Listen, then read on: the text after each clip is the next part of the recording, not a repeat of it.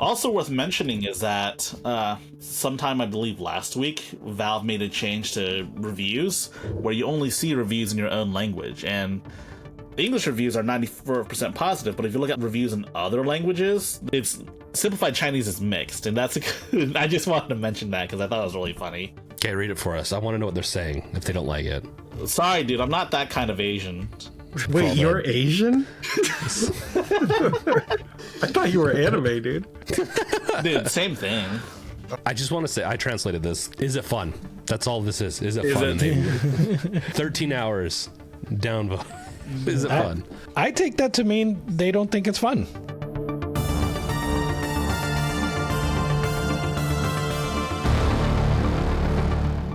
What's up? Just for Rich. Just for me. That's it. I appreciate that, guys. It's always a warm welcome. Always, and it's special just for you. So, welcome to Off the Console, the hottest new podcast that's all about gaming, tech news, and anything nerdy. This week, we're covering the biggest news, including the Steam Frame, which is going to be hopefully glasses for our head. And then we also have handhelds are becoming thousands of dollars now. We're going to be talking about that sad news. And then we're going to also be talking about something that we thought would never happen. It happened before GTA 6. It happened before Half-Life 3. Silksong came out finally, and it's looking pretty good. And we got a lot of other news for you guys. So let's not waste no more time. Let's introduce everyone. We got Gardner here. We got High Tech, and then we got our special guest, Rich. Hey, guys. Welcome. Thank you. Thank you for having me. Always a pleasure to be on. You got to say what channel he's from. Oh, yeah. I'm on. Well, I can give it, right? I'm on youtube.com/fan2deck. Yeah, covering Steam Deck news and whatever tickles my fancy. That's good stuff to cover. Yeah, exactly. I'm there with you on that. There. Okay, well, let's start out by talking about what we did or played this week. Rich, since you're the guest, would you like to, you've been here before, right? Yeah. So I've been, it's only been a couple days, but I've been heavy on Silksong already. And I had, when I was on the Nerd Nest podcast last week, I was one of the many people that were playing the original Hollow Knight, like trying to beat it before Silksong came out. Spoiler alert, I didn't. But I had complaints about Hollow Knight, the original Hollow Knight, and I feel like Silksong addressed pretty much all of them. Not the map kind of stuff, which isn't as heavy of a complaint for me, but like the combat's much better, the movement's much better. It's a lot more vibrant in terms of just like the color palette that is on screen. And it's 20 stinking bucks, so like easy play for me. Would you say people should just skip Hollow Knight and go straight to Silksong? I would say so. I'm not really precious about that sort of thing, and I think Hollow Knight in particular, like there is lore obviously that's shared between the two games, but the lore is like it's all kind of like in a Souls kind of way, kind of like ambiguous, right? Like you can just soak it in for Silksong, and if you want to go back to Hollow Knight, then you'll soak that in. It doesn't have to be in order as far as I can tell. I will say you probably, at least for me, you probably won't want to go back to Hollow Knight. Just like I said, the movement is a lot more fluid in this one. So, yeah. Makes sense. Yeah. Have you guys been playing Silksong? I've thought about dropping everything for Silksong, but work just keeps getting in the way, man. I hear that, man. I'm making it my priority this coming week to play Silksong. Nice. I can't believe you, High Tech. You have mentioned it more than anyone else on this podcast. I thought this would be like an all day, you would call in sick kind of thing. I'm heavily disappointed. Hey man, I used my vacation days to go to Japan, dude. True. That's true. Yeah. But I think a lot of people must have called in sick, right? Like it got to, 560,000 concurrent users on just Steam, right? Like to say nothing of the non-concurrent users, and then of course the other platforms that people were playing on. I think the only other time I did this was like when Skyrim came out. I called in sick from school. Yeah, it was pretty awesome. Yeah, that's I'm fair. not sure if I've ever called in sick for any game, but Half-Life 3, I'm gonna have my wife call in and say I'm dying or something, just so that I can play as much of that as I want. I'm in inpatient care. You won't see me for Yeah. a week. Yeah. Yeah, exactly. And then I'll miraculously just be better. I'll be, oh That's wow, it. you're looking really healthy. Yeah. Dude, you just got your dose of HL3, dude. Pretty much. You report that you have lambda disease. Lambda disease. At least it's better than having ligma. Contracted over my trip to Aperture Laboratories. Yeah. You can contract a lot of stuff from that place. Right? Yeah. Black Yeah, Mesa like- seems more dangerous though. Yeah. 100%. Yeah. They don't have the safety protocols there. Right. No. Okay, Gardner, what have you been up to? Man, I have been working. I have not had any time to do anything. I really want to play Silksong. Everything about it looks awesome to me. And I watched Video Game Donkeys like video about it. It was very funny. It was making Emily laugh, which that was nice. That's awesome. But yeah, no, oh man, what have I been doing? I haven't done like anything. I've been like optimizing my setup here. I don't know if you, High Tech and James, I don't know if you saw it, but I dropped a like DaVinci Resolve project into our like auxiliary notes that we have, and so now it's going to be very easy and consistent for us to edit these podcasts, which I'm very excited about. But otherwise, I saw that. It's really nice. I've just been working. What was the game I was playing earlier? Was it Doom the Dark Ages? No. Oh, dude. So I got this email. It was from BethesdaSoftworks.club. It was an email address at BethesdaSoftworks.club. And it was like, we'll pay you like $4,000 to talk about Doom the Dark Ages on your channel. And I was like, I've been talking that about it. seems suspicious. Like, Yeah. have you been watching what I've been saying about Doom the Dark Ages? So I don't know.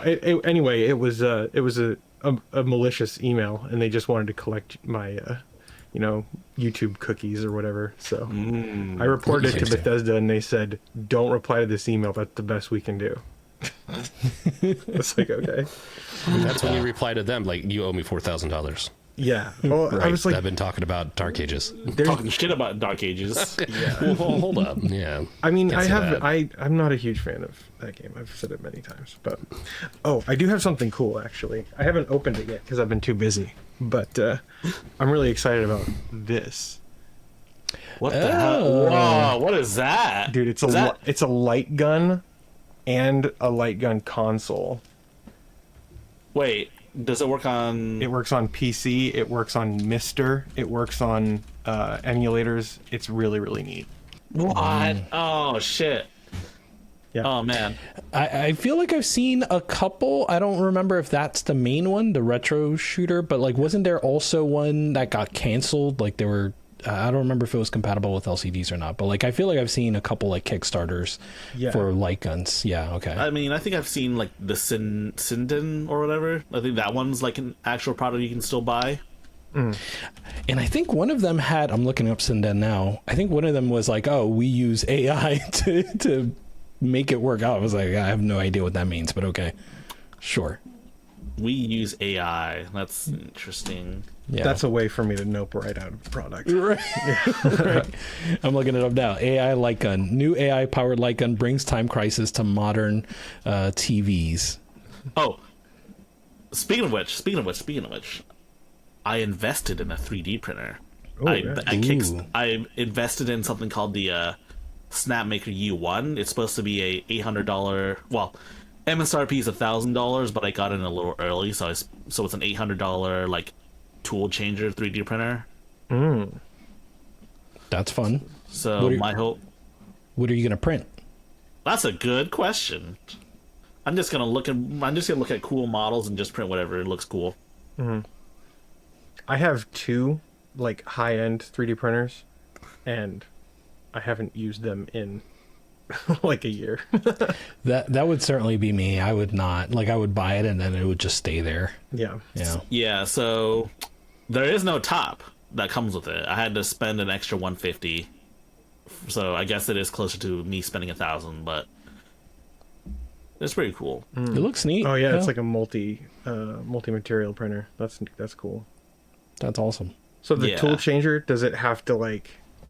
Is it possible to like have multiple nozzles with different tools, and then there's like less or no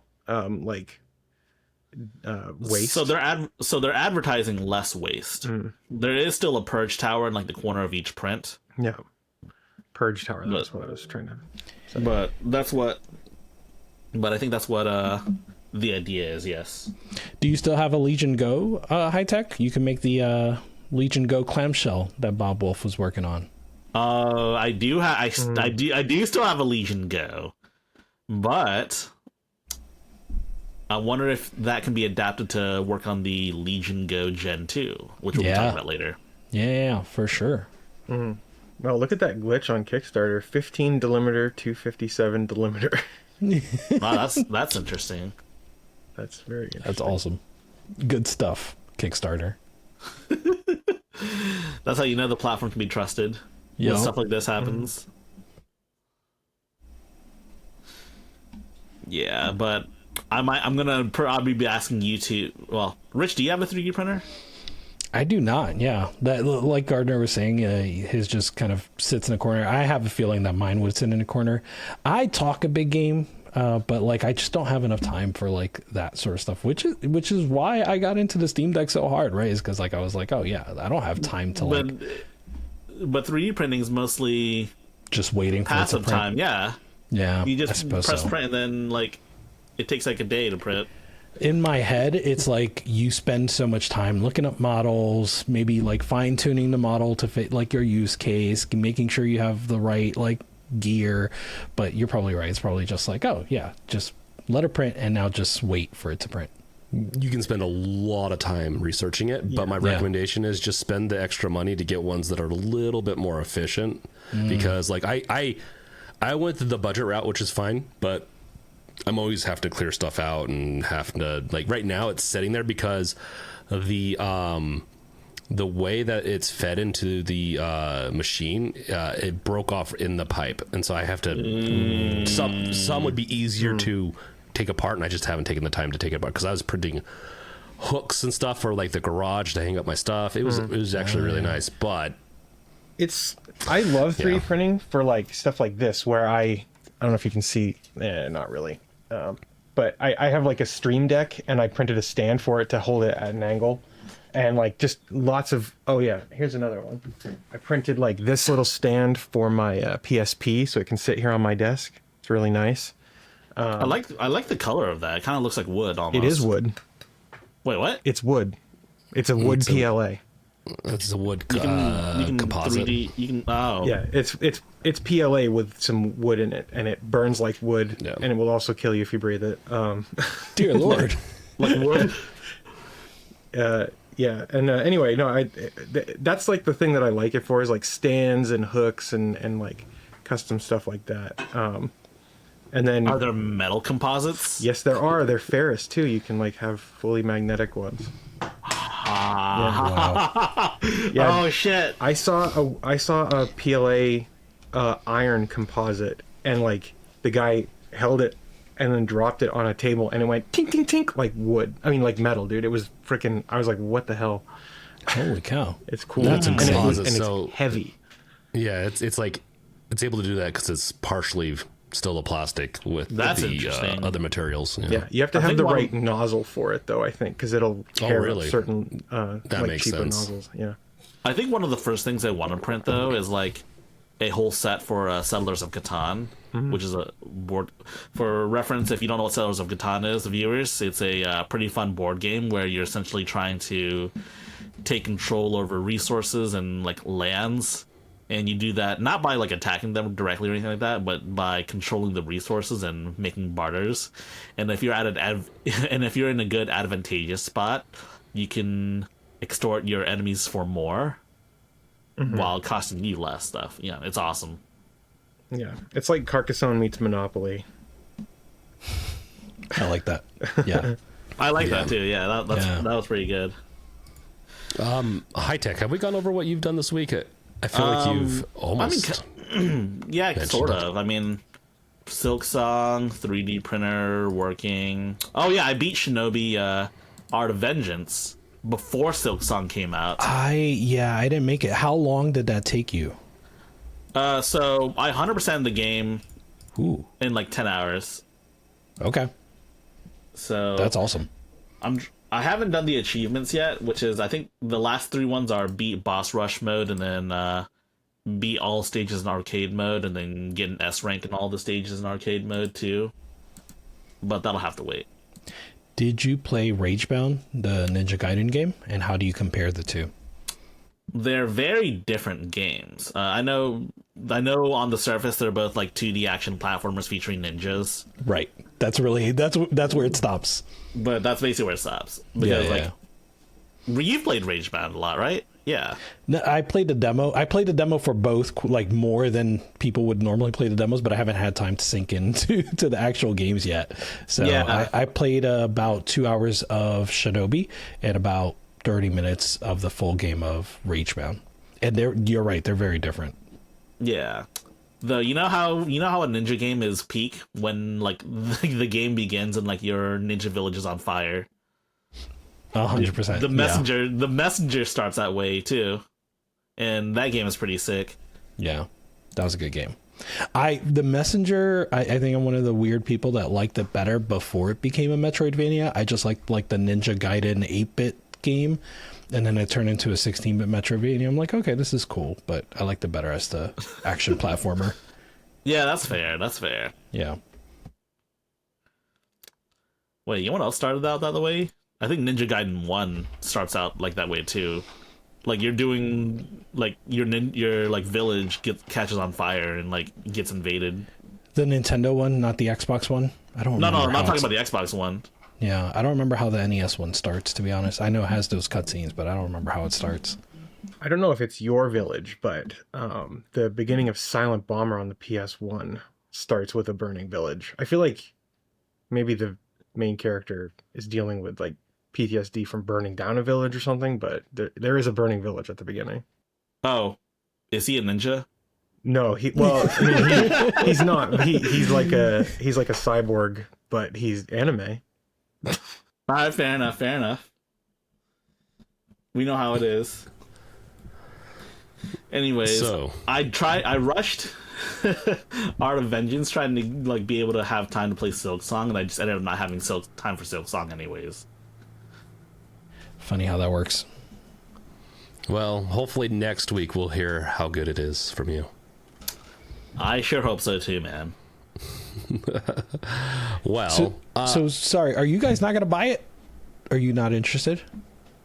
So James and Gardner. Yeah. Oh, I'm interested. Silksong. I just haven't had any time at all. Got it. So my wife likes it quite a bit. Like, yeah. The first game. Yeah.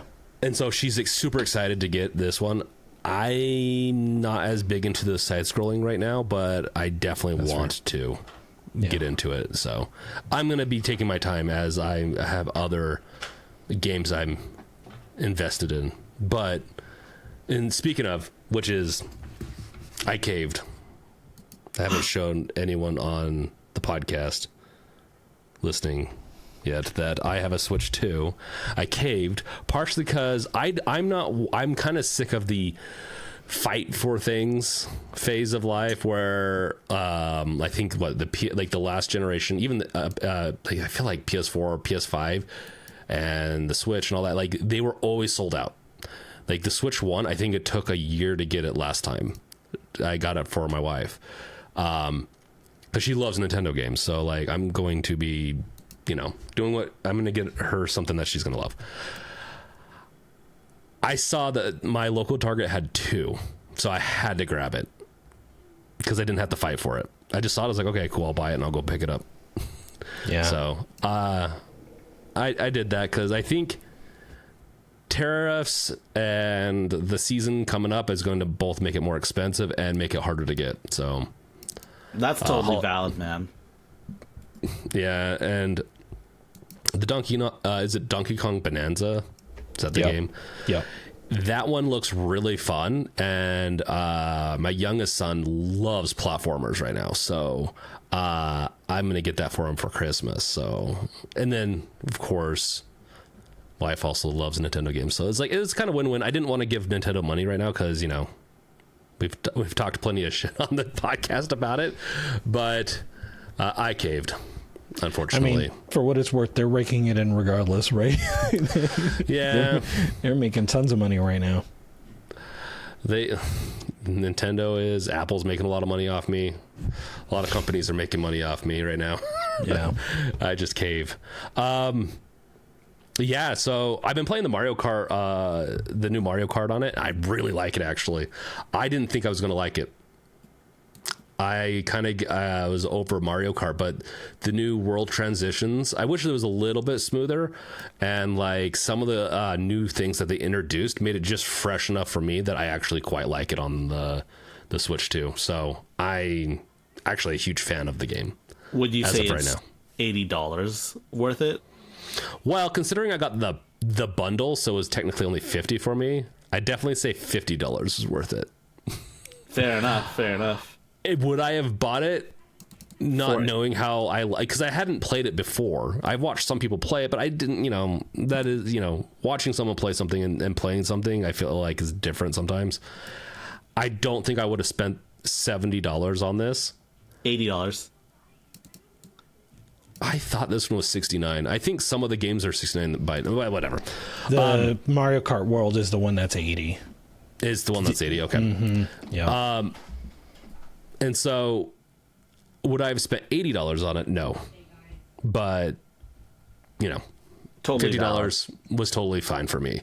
Now, would I spend it on the Donkey Kong one or any Nintendo game? If it's good enough, I'll spend money on something I think is worth it. So, at the end of the day, that's my take on the whole pricing thing. But most games are not worth that price. I will usually wait. So Nintendo just doesn't discount their stuff very often.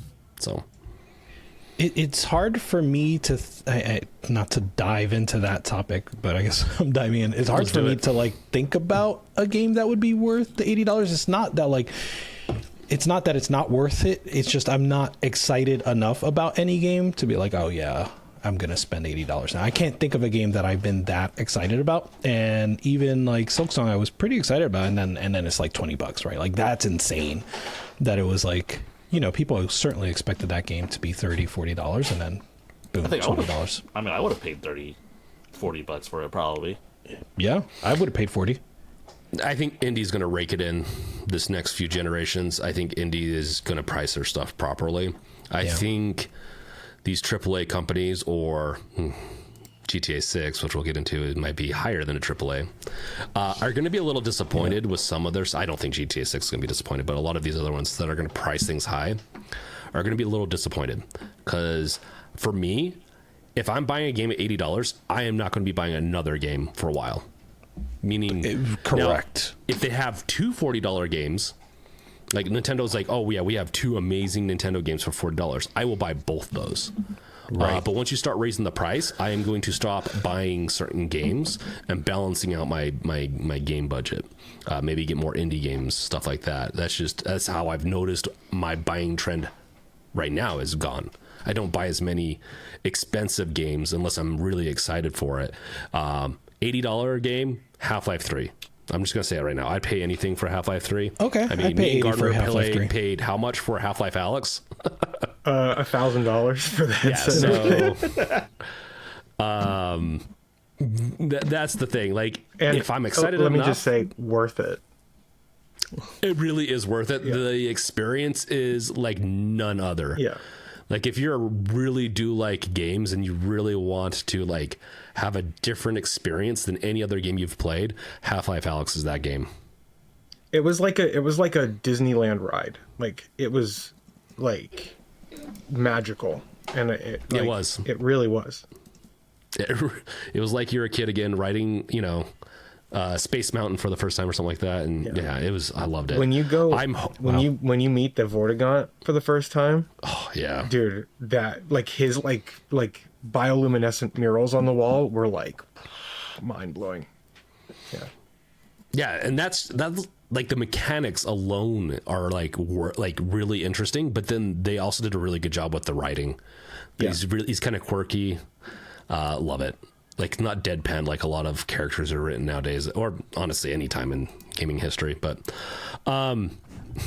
speaking of all this like Half-Life stuff, we're going to get into something in a little bit, but before we get into that, make sure to like and subscribe if you're on YouTube, and then also if you're on your like maybe favorite podcasting platform, which we should be on almost all of them, make sure to follow us there. If you're not there and you just need to follow our RSS feed, you can follow us at podcast.subscribe2.me, and yeah, we're also on the Fediverse, so the next gen, I guess, social that's not corrupt as F, like some of the other stuff we've talked about out there. Meta. Okay. You got me all excited talking about the Half-Life stuff, so let's just jump into the first topic. The Steam Frame. What's going on with this? This is the first time we've seen like a trademark. Well, it's not the first time, but like it's been a while since we've seen like a trademark, right, for some of the hardware. So what is this? So the Steam Frame, as per the trademark, there's actually two trademarks. The first one is computer hardware, networking hardware, computer peripherals, computer hardware, and computer software for reproduction, processing, and streaming of audio, video, data, text, and multimedia content.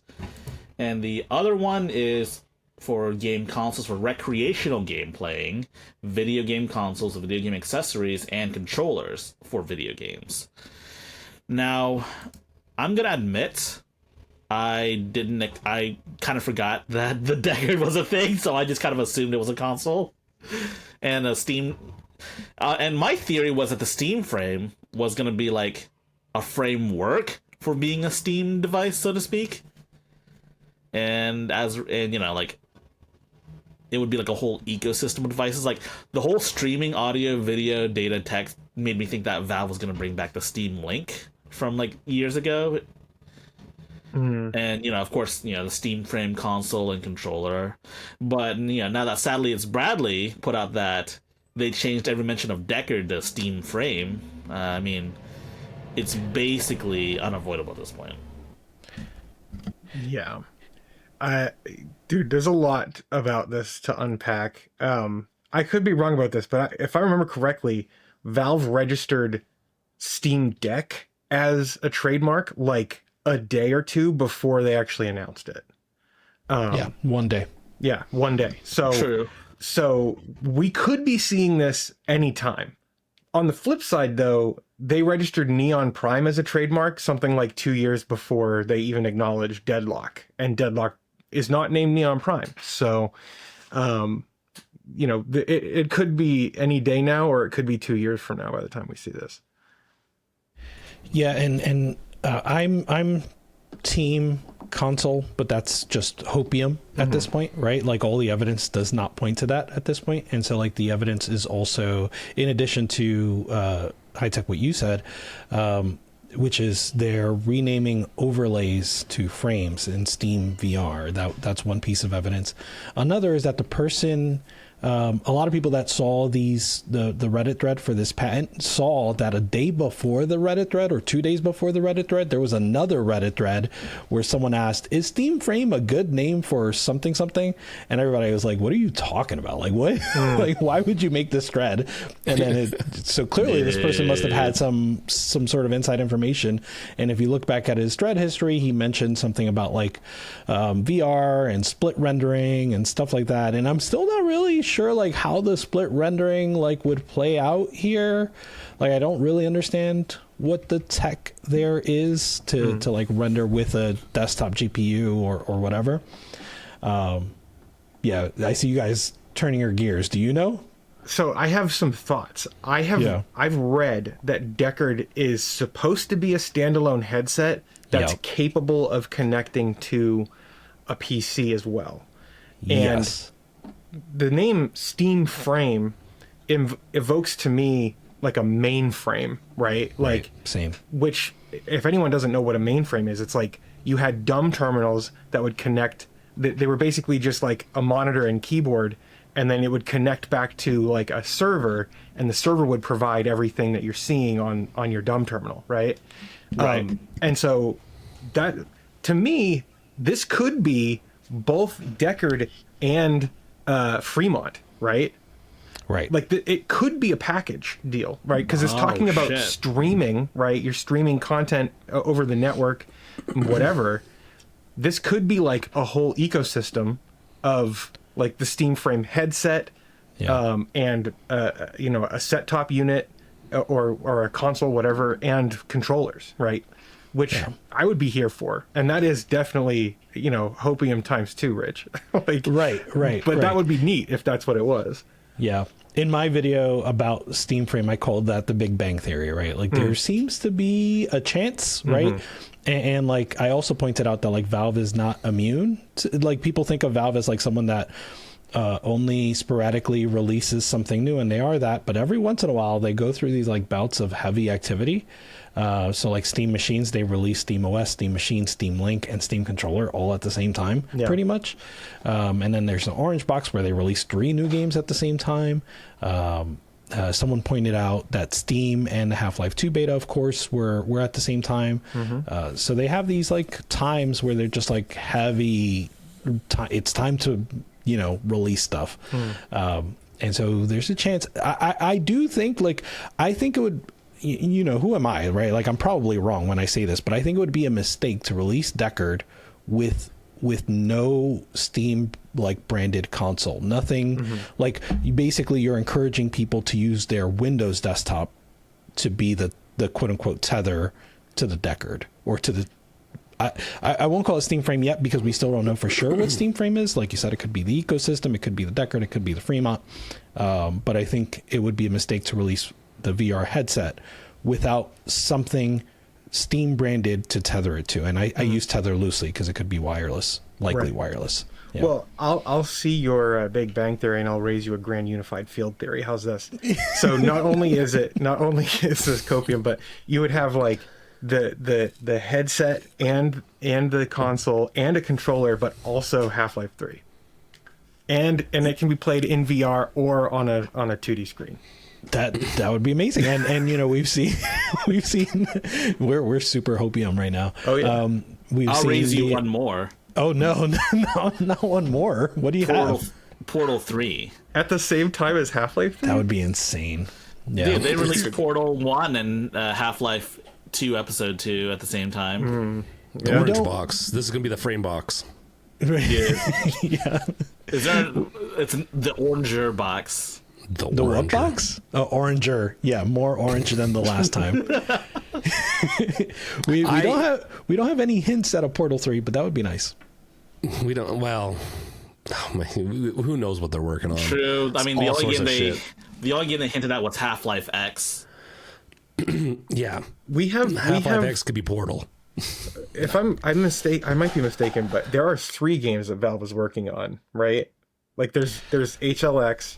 And there's Deadlock, but there's also another one that's kind of like Lego Minecraft-y kind of. Am I wrong about that? I heard about that like last year or something. I don't know for sure. I do know. Sorry, my kids are playing in the background, so there might be a little noise. I do remember that there are a couple games in development. One thing, I haven't watched it yet, but I think Tyler McVicker just put out a video on like a single player Team Fortress thing. Have you guys seen that? Yeah, there is a Team Fortress game as well. So yeah, that could be a thing. They're experimenting with a lot of different games and tech right now, and they've been working on these hardware like the Deckard for years. I mean, Gabe said in an interview right when they released the Steam Deck that they are working on a headset, a potential headset that's similar to what we've been talking about over the years. With the Steam Frame, I haven't really given what I think this is yet. I think when I first heard it was the Fremont, like the console. Then I was kind of convinced more as from my chat and from like seeing frame, like, oh, okay, well, it's probably like some type of glasses or something like that. But not glasses, but like a VR headset. But I feel like it would be more like glasses. So I'm kind of edging towards it being probably a system to where you can get the console or get the headset and they'll work together. I like that, what you guys have been talking about. I like that synergy. I think split rendering and doing stuff like that is more eGPU kind of oriented, and you could potentially, with a lot of work, be able to utilize multiple GPUs, even because we've done it in the past with SLI and stuff. There's potential that they're hopeful. This is me being very hopeful that we're actually going to get something next gen with all this, of actually having like a Deckard, and then you can plug it into your Steam frame and you get even more power to run through games like Half-Life Alyx and stuff like that. So the curious thing about the split rendering, right, is one thing we haven't talked about with the Deckard being a standalone headset is that it is rumored to be powered by an an ARM APU, right? Yeah. Right. And so for it to work without being tethered, and again, I'm using tethered loosely, wired wirelessly, it would need translation for non-ARM games. And there are going to be ARM games, presumably, based on what we've seen from various leaks. There will just be ARM native VR games that work with the Deckard. But then there are going to be x86 VR games that need a translation layer. And so that's the part that confuses me about split rendering. Like, how would we have something that is rendering on the Deckard with an ARM APU, but sharing the load with not an x86, but a GPU, either, obviously it would be external to the Deckard, but like, would it be on a desktop? Would it be, and I just don't understand how you break that load up realistically. So, ARM is the CPU. I don't know if they've ever paired anything like an ARM and AMD or NVIDIA. NVIDIA's done this. They paired ARM CPU with like an RTX card, so it's possible. You just need the drivers for it. Yeah, I mean, you can do that with a Raspberry Pi. Like, there's it's the biggest issue is drivers there, but Jeff Gillen's got a million videos about doing that. That's what it's going to be the drivers, which is a big deal because they still can't get drivers right sometimes. But but if Valve's shipping a product that is ARM based, they're going to have the drivers built in. Like, and you mentioned eGPUs, James, and it's like, what if it's kind of like the Apple Vision Pro, but instead of having a backpack tethered, you have a GPU, and it's like off, like it's not on your head because it's heavy, and you can like carry that around, pocket it, whatever you need to do.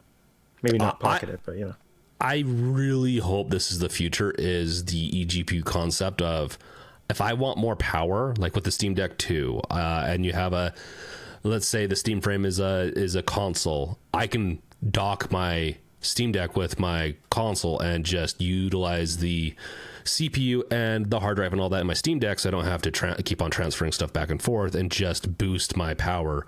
I would love stuff like that. So I'm really, really hoping for this split rendering and having it be because I think it also makes it so that you can extend the use. You could keep on buying maybe new consoles that will still keep on rendering, or keep the Deckard, let's say, alive much longer, because you can keep on upgrading the graphics, like a GPU usually is with a computer. Yeah. Do we think there's going to be a console involved with the Steam frame? Yes or no? Just a simple yes or no. Possibly. Yes. Yeah. I'm wrong with these types of things all the time. Like me and Gardner were guessing Half-Life 3 earlier this year, so it's all good, man. It's all good, man. A lot of hopium here. Yeah. What matters is you stick to your guns. Even when proven wrong, you just That's the only way to make money on the internet now.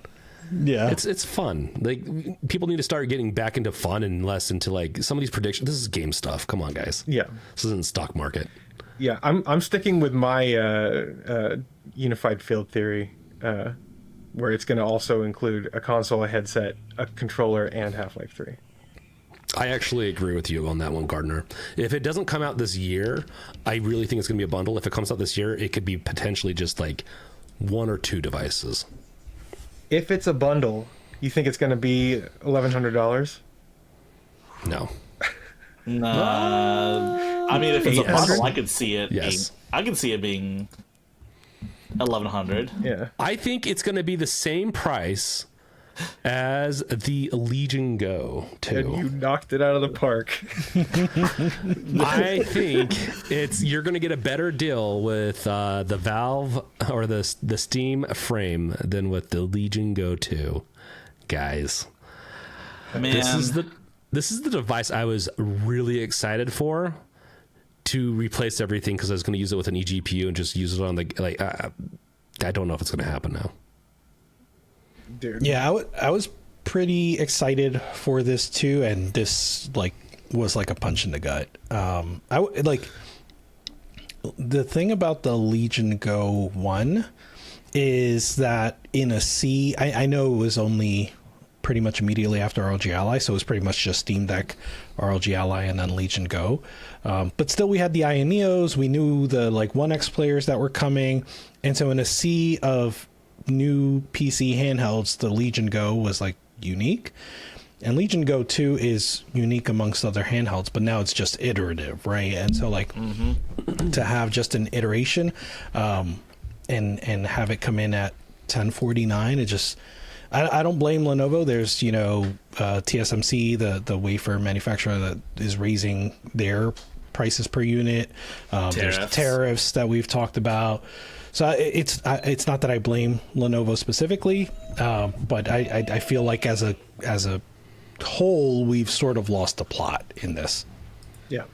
Honestly, if you want to get the Z2 processor at all, it almost makes the ROG Xbox Ally X look like a good deal at $900 almost. And to be clear, that hasn't been confirmed yet, right? That's just based on. I think that was just a leak. Yes, a pretty reliable one. But I think Xbox raising their prices on the Xbox Series indicates that they're going to be charging higher than they're not going to make it affordable.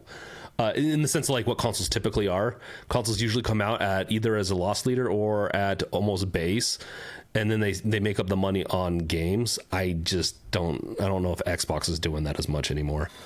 Same with PlayStation. To give some context to all this, the Lenovo Legion Go 2 does have the Z2 Extreme, but this title is very misleading in some ways, that it does not have it at $1,000. You have to get it pretty far up into the upgrade package, because I believe it has the Z2 starting at $1,000 with 16 gigabytes of RAM. And to get to the Z2 Extreme processor with up to 32 gigabytes of RAM, you're going to be paying $1,500. So what? Mm-hmm. I missed that. Yeah, it's crazy, man. I liked the Legion Go. I have an original Legion Go, and it's still I still have a soft spot for it. But at the same time, though, I mean, the prices are crazy, man. This is so misleading. Really, this is. I like Tom's Hardware, but this is really bad. They need to have it be. Let's see, swipe. Unless they have Tom's two that I'm missing. This is very misleading. It needs to have 2 or 3 columns, because having it up to, but then having it say starting at just does not show how different the pricing is on this. Who's the author of this article? That is bullshit. Well, I don't know if I want to call. Yeah, we don't have to. Yeah. But we should name or probably shame on this. I'd rather name or shame the company itself, not an individual. But because there are layers, right? If there was an author, there was an editor too, and I think there are 4 SKUs, technically speaking, of this: 2 Z2s and 2 Z2 Extreme models. But from what I understand, I don't know, things are just insanely expensive at this point. I think we have lost supply, but to be honest though, the PC handheld market has never really been, has always been kind of expensive, really. The Steam Deck has always been the real outlier here. Like, even before the Steam Deck, you know, we've had Ion Neos and GBDs, like, inching towards $1,000 as is. And those were weaker than the Steam Deck, too. When the Steam Deck came out, it was both the cheapest and most powerful handheld, so it kind of, like, they kind of, like, shook up the market substantially to the point where everything's still feeling the effects, too. So here's one big take. The original Legion Go, I bought it. I'd returned it after doing a review because I couldn't stand it. It's not comfortable. The new design looks a lot more comfortable, but if you look right here, this is the price for. So it's a little less than I swear they dropped this. They must have dropped it or something because since I looked at it last, I swear this was like 14 or 1500. But yeah, so for the more powerful version, or I don't know if this is the most powerful SKU that they have, but like it's 1350. Which I think they have a 2 terabyte model. But yeah, they probably have a 2 terabyte, which at that point I just upgraded myself. But this is on the edge of just being like ridiculously expensive, and I almost want to buy it just because at least it's. I want to try it because at least it's the better Legion Go 2. If the drivers are good, I would maybe get it. I don't know. It is worth so mentioning expensive. that. So we should talk about more about the specs. So we should talk about the screen because the screen is probably what's contributing a lot to the price increase. Yes. Yep. It's a OLED with a variable refresh rate, which is incredibly rare because I remember reading that there was always the OLED flicker with variable refresh rates. And I mean, I guess Lenovo has some sort of insane technology to figure that shit out. Yeah, just new screen technology is coming out. Yeah. I honestly, so here's the thing. I know, like, I even gawked and I make fun of the price.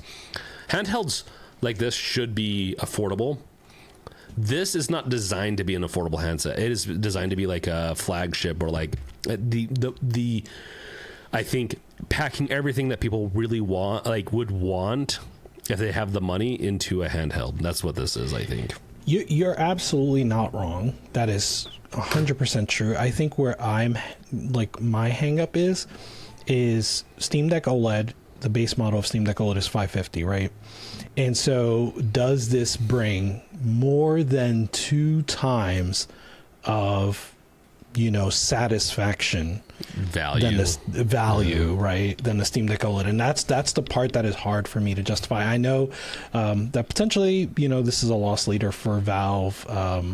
A lot of people at this point seem settled in the fact that it is. I'm a little bit more. I don't think it is. Yeah, I don't think it's a loss leader. I don't think it's a loss leader. Yeah. I just think they got a really good bill of materials, right? They worked it out, and they are able to sell at a tiny profit, but probably a profit nonetheless. Very small. Yeah, and so I there is virtually, maybe literally no one that I could recommend say, yeah, you should spend 2 times more money and get the Lenovo Legion Go 2. I'm the person. That's the thing. All right, I know For one me, person. One person. I'm an idiot, but that's besides the point. This for me, it's worth the because it has the 8.8-inch screen. It's got higher resolution, which I actually like, and I mean having it be a bigger screen that does help. I do think the Steam Deck is a little the resolution's a little low for me. Mm-hmm. For some of the games that I've played with text.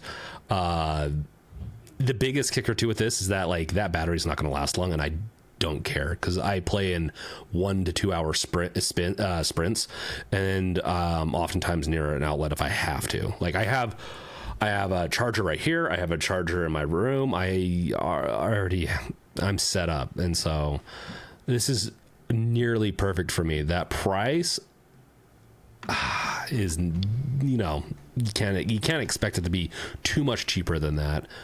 For all this crap shoved into it, but Go ahead, high tech.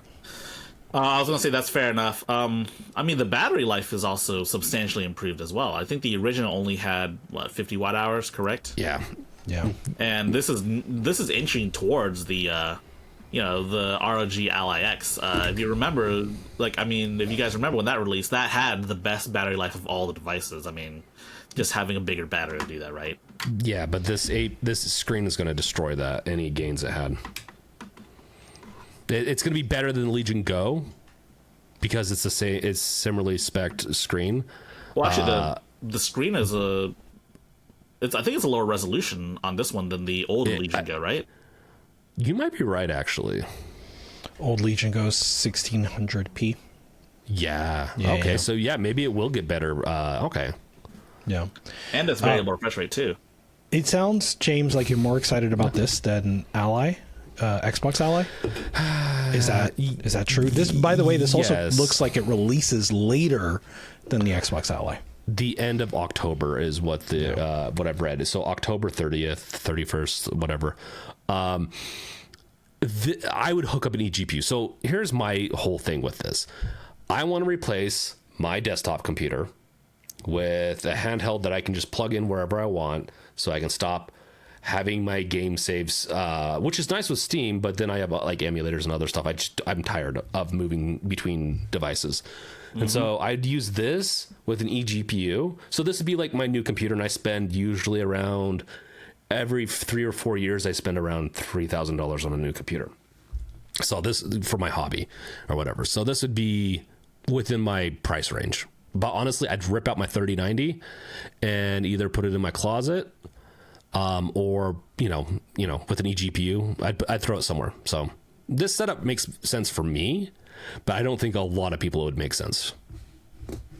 I think the Fox does. Yeah, the Fox does this, right? With his GPD, the Fox does, yeah. Whatever the new one was. And he sold me even more on it because it runs, like, he was giving us numbers. I was like, damn, that makes sense. Okay, I'm going to do that. Yeah, I think he was using the WinMax 2 last I heard. And so that one has the control pad, but also like the keyboard on board. Oh, did you switch over to that one? I think so. Because he was on the GPD WinMax. Because there's a difference between the WinMax and the Win Mini. The GPD Win. Yeah, it's so naming conventions, man. Yeah, honestly, man.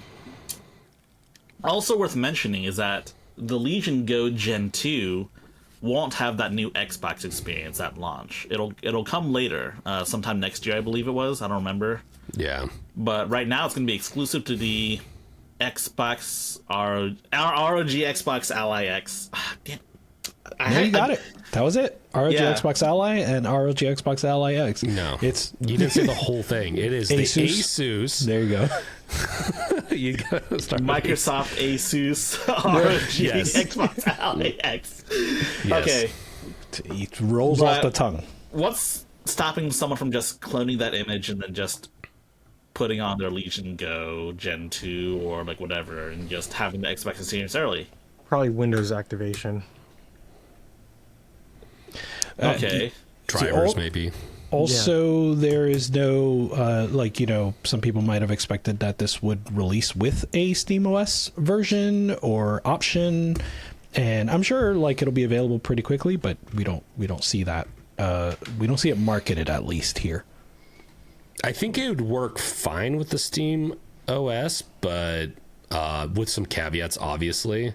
Yeah. My kicker is if I can get an eGPU to work with the SteamOS, I'm going to run SteamOS on this thing. If I can't, then I'm going to dual boot. I really want the eGPU.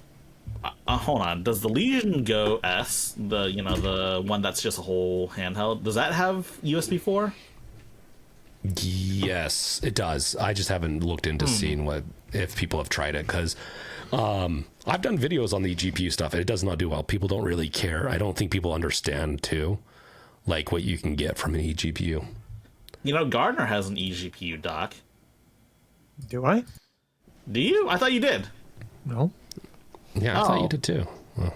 Oh wait, no, I think it's a B-Link dock. That's what he has. Oh yeah, no, that's a different thing because I have a mini PC that has like a full by 16 PCIe Gen 4 in it.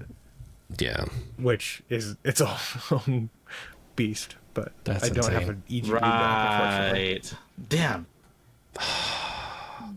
I'm moving to right when this releases. I don't want to spend more money. You know who? But I'm so tempted to get it. You know, the Fox has an eGPU dock, and probably one of those Legion Go S's with SteamOS on it. He does. Should we have him try it? Oh, you're just trying to find out if Yes. it works? Yeah. Yes. Yeah. I really don't think You eGPU is should going ask. to work on You the should ask him SteamOS. during the. You should ask him during the next Nerd Nest podcast. I'll ask him for sure. Appreciate it. Yeah. Yeah. Special requests. By the way, you mentioned the ergonomics, James, and I watched the PC World video about Legion Go 2. It was a good video, and yeah, he says it feels a lot better, and you can actually like plug in the new Joy-Con True Strike controller on one side, plug in the old one on the other side, and it works. So that was pretty interesting. And then in that way you can feel at the same time like how the new one feels versus how the old one feels, and he said it's a big difference. Yeah, no, it definitely, that's my biggest kicker with that and the drivers. So like, and the price is secondary for me. Like we'll see. I just really want to, like, I have an Ally that has the proprietary hookup, so I haven't been able to, I would be doing it with this, doing an eGPU, and I just don't have a device that does an eGPU, supports the eGPU. Yeah, so price is secondary. Ergonomics and what it can do is first, and some good content would come from it, I think, too. But man, those drivers, I don't know, High Tech, we've talked about this before, but do you have the drivers gotten better on the Legion Go? Because they were so garbage for me. I think they have gotten better, but that may not guarantee that the drivers will be good at launch for the Legion Go 2. But I would imagine they've gotten a little better. I mean, now they're an experienced player in the space, the Legion space, no pun intended. Yeah, I'm really hoping that they really just redid everything, because it was. Oh yeah, they also were so slow. Totally overhauled Legion space. It doesn't suck as bad anymore. Have they always had that? Interesting. The little port there, I don't remember that. Yeah, I don't think the original one had that. Wait, what port? I think No, looks the like original doesn't have a Type C port. That looks like a Type C port. It looks like a Type C. Maybe you can like charge it externally. That's interesting. Yeah, that's what I'm thinking too. That's interesting. Maybe like they'll have like a controller like battery more thing. ports down there? What is that? That's optical. This is the right one, so it's optical. Yep. Okay. Right. Yeah, I remember. Oh my gosh, that reminds me. Remember when the Legion Go leaked? And like the first Legion Go leaked and no one knew what the fuck that bottom thing was, and I was like, dude, that's totally a mount sensor. And then I guessed it right. No one else guessed it for some reason. No one else I knew. Fun times. Yeah. I'm not going to give you credit for that. Wow. I didn't see it. I'm messing. Yeah, so this is the Legion Go 2. It's one of those things where I don't think it's going to do overly well, because I think it's priced too high, and in today's and the economy right now, we'll see. It's interesting for me, but it might even be priced too high for me. So I was kind of hoping that this would be more like 1,100, but for this version. Now, if Lenovo emailed you and wanted you to review, would you? Yeah, 100%. 100%. I think anyone would. Also because I'm really excited about it. Maybe I need to reach out to them for once and not sit on my butt and do nothing. I hope the Steam Deck 2 has OLED variable refresh rate, but that'd probably be too much to ask for. As it becomes more standardized, and because the Steam Deck has been rumored, I don't know if you guys talked about this last week, but it's been rumored to be coming around 2028 now. But no, we didn't talk about that, sadly. Yeah, it's rumors once again. If we talked about rumors every week on a lot of stuff in Steam Deck, that'd be, people get bored, I think. But there's strong rumors that it's 2027 or 2028, which would give it plenty of time for the tech, like the OLED tech, to catch up to something like that. Yep. Yeah, man. So the Legion Go 2. And I haven't seen Silksong run this thing yet, so I don't know if it's real or not. Not until you see Silksong run. Oh, Silksong. So, considering the only person here that has played it is Rich, I'm still disappointed in high tech. But that's Man, what are you disappointing me for? You said you were gonna get it too. me. Yeah, Silksong? and Gardner. Dude, we could roll time back. we were watching the Game Awards, high tech, you were like, "It's Silksong, it's Silksong." Yep. If I didn't get Half-Life 3 when it first came out, I would be giving myself crap too. So don't worry. I'd also expect it. True that. No, this is. It released. It came out finally. It is doing very well. We can see right here that Hollow Knight Silksong flies past 550,000 players just hours after launch. Like it is. That's Is killing it. Oh, I think that peak's been exceeded too. Actually, I'm It's sure not- it has. And well, in the weekend, I'm sure is going to help it get even higher.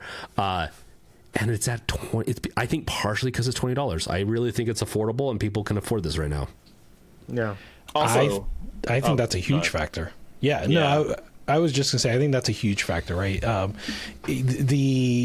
That price just made it like, even if you weren't that interested in Silksong, it just made it like a no-brainer, right? Like for a lot of people, like that this like zeitgeist feeling, a lot of people want to play at the same time as other people and be part of the conversation, especially with not having review code. So literally everybody is having the same conversation at the same time.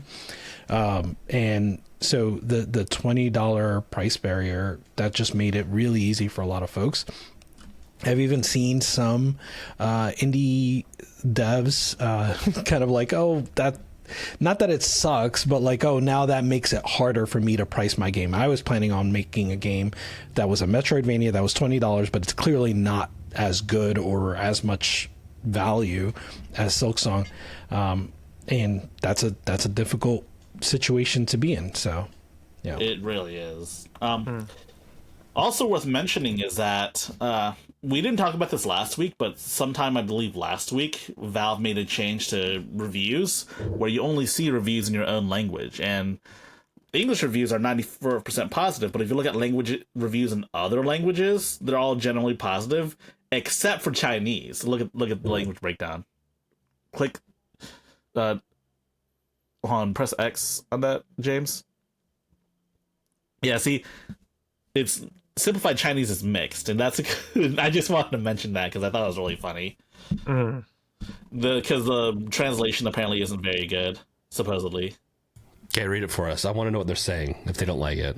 Sorry, dude, I'm not that kind of Asian. Wow, I wasn't trying to be. I got called out. You got me back. Wait, Fall you're dead. Asian? I thought you were anime, dude. Dude, same thing. Oh, right. But yeah, Silksong is interesting. I'm not sure if Silksong actually took down Steam or the eShop, but it seems like it did. At least that's what these articles are implying. Yeah, that's what everyone I've seen is reporting. I don't know if it's confirmed, though. Yeah, especially since Black Myth you're muted. Wukong has like especially since like Black Myth Wukong had like 2 million concurrent players and it didn't crash Steam that day, right? So there were problems on Steam. They were very, very minor, at least anecdotally, right? Where one, I went to some game page and it did not, like, Steam was down, but I refreshed and it was back, right? And you can go to like steamstat.us and you could see at the time that like reports were a little bit up. But it was literally like one refresh and it was gone. That said, when I went to buy Silksong, I had to try to do it like 10 times before it went through. Dude, So- that's crazy. Yeah. Wow, that is crazy. Yeah. So, And I Sorry, think they also sold out of Steam keys on Humble as well, because I believe. Yeah. I was working on my video, and I went to go get the affiliate link from Humble, and the only one that was available was the eShop, the Nintendo version. So I would suspect honestly that Valve has like different tiers for like indie games versus AAA, and I don't think that their like indie game like infrastructure was anticipating that much of a load for this. Yeah, load balancing and stuff like that probably was not expecting. They were not planned. I just want to say, I translated this kind of cool thing Matt can do. You can screenshot and then just auto translate. Is it fun? That's all this is. Is it fun? Is it fun? 13 hours downvote. Is it fun? So they played 13 hours and they asked the question, is it fun, while downvoting it? Yeah. I take that to mean they don't think it's fun. Yeah, I that's know what it's I take too. Yeah, but it's still kind of funny. It is. Yep. What's this one that says booze? MD and booze. That's the only word I can read. That's the only word I can read. I'm going to translate it for you guys. You guys can continue talking, and I'll figure this out. No, we're waiting. Dude, we gotta know what the mystery is. Are they so scared of Silksong? Is it scary? Probably not. Is it not going to work? It's the booze. Usually you can highlight the text and stuff, but this time it's not working. Darn. Is it because of the English text in there? It could be confusing it, yeah. That's crazy, man. I will say Silksong is hard. It's like pretty, like Hollow Knight was hard, right? But like Silksong kind of takes it a level up. So I was curious. It's good to see that like people are still in English 94% positive, because I was curious, like, is this going to be too much for some folks? But thankfully not. It's probably it's probably easy to go back in like re-challenge whatever it is you died to immediately. It's like how Celeste, like, you'll be racking up thousands and thousands of deaths, but like you start at the beginning of the room that you died in, so like it's no big deal if you die 1,000 times. Mentally, it's a little bit of a big deal, but once you get past that, right? Because like number one, you lose your souls, right? So there's that. So you want to at least get back and get the stuff, and then like Demon Souls, there is usually like a trek, not necessarily a long trek, but you have to make it back to where you were. And if you're in a new area, you don't have the map, for example, and you haven't saved in a while, it can be a bit of a pain. I remember when I got this in the mail. Look at that. Is that? It's a boxed copy of Hollow Knight. That's sick. What's it come with? Steel case? Nope. It came with like a DVD or CD style case. And it also came with this thing, which I think you guys will appreciate. It's a grub. Oh, that's awesome. Oh, that's cute. Yeah. And I leave it in here because I don't want it to get all dusty. You know? Yeah. But yeah. Wait, so that was for a PC copy of Hollow Knight? Yeah. It was from the Indie Box. Do you guys remember Indie Box? Not really. Not really. Dude, no. It was cool. That's sick. It was like the prototype of what's the one now? Like limited run games. Right. But they had a bunch of feelies in it. And so I'm a huge Hollow Knight fan. And I really want to play it. I just haven't had time yet. I wonder if they have anything like that for Silksong, though. I doubt it. Not yet, anyway. Fair enough. They were too busy developing the game and not doing any of the marketing. They were building hype for marketing. That's really what it was. Dude, they had the most powerful marketing campaign since like Zack Snyder, the Snyder Cut. You guys remember that? Oh yeah. The people were like harassing like the chat, like, "Where's Silksong?"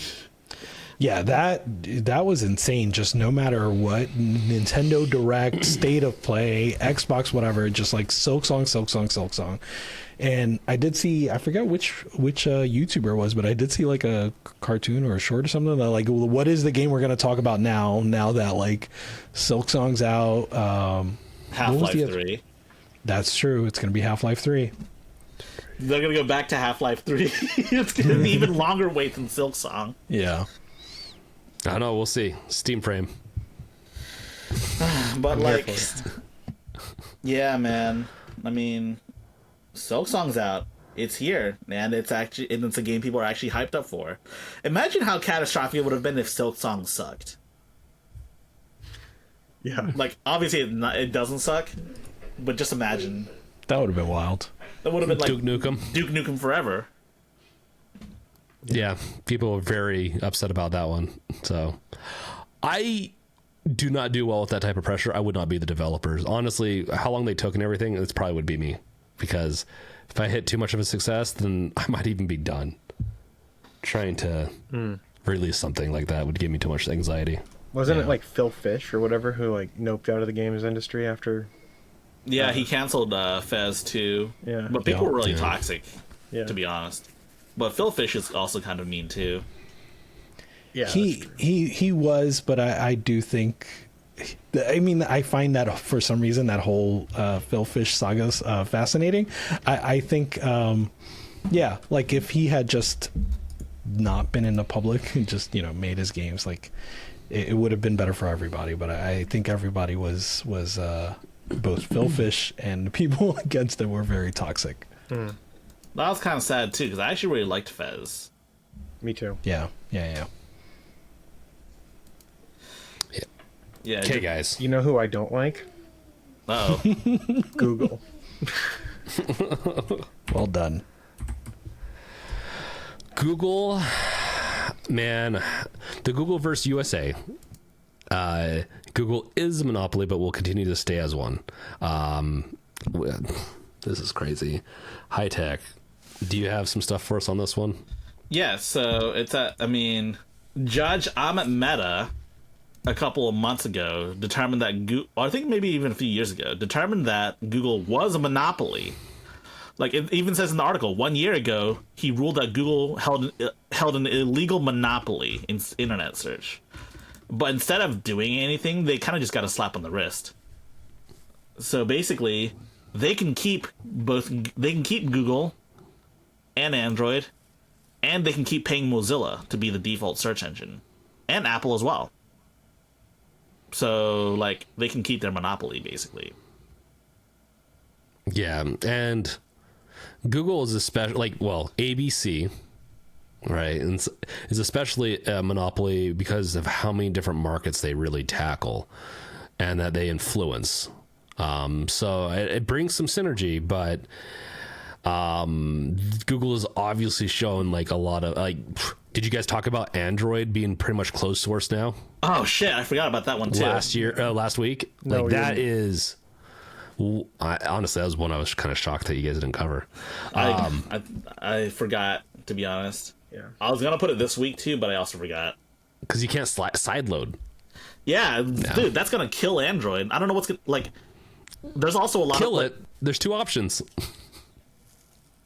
Dude, damn it, you're right. Get the Librem 5. Come on. That's true. No, that's the thing. And I was also curious, Gardner, what are you going to do? Are you going to be... Well, that's a great question. I'd have no idea what I'm going to do. If I can't sideload, you might as well just go back to Apple.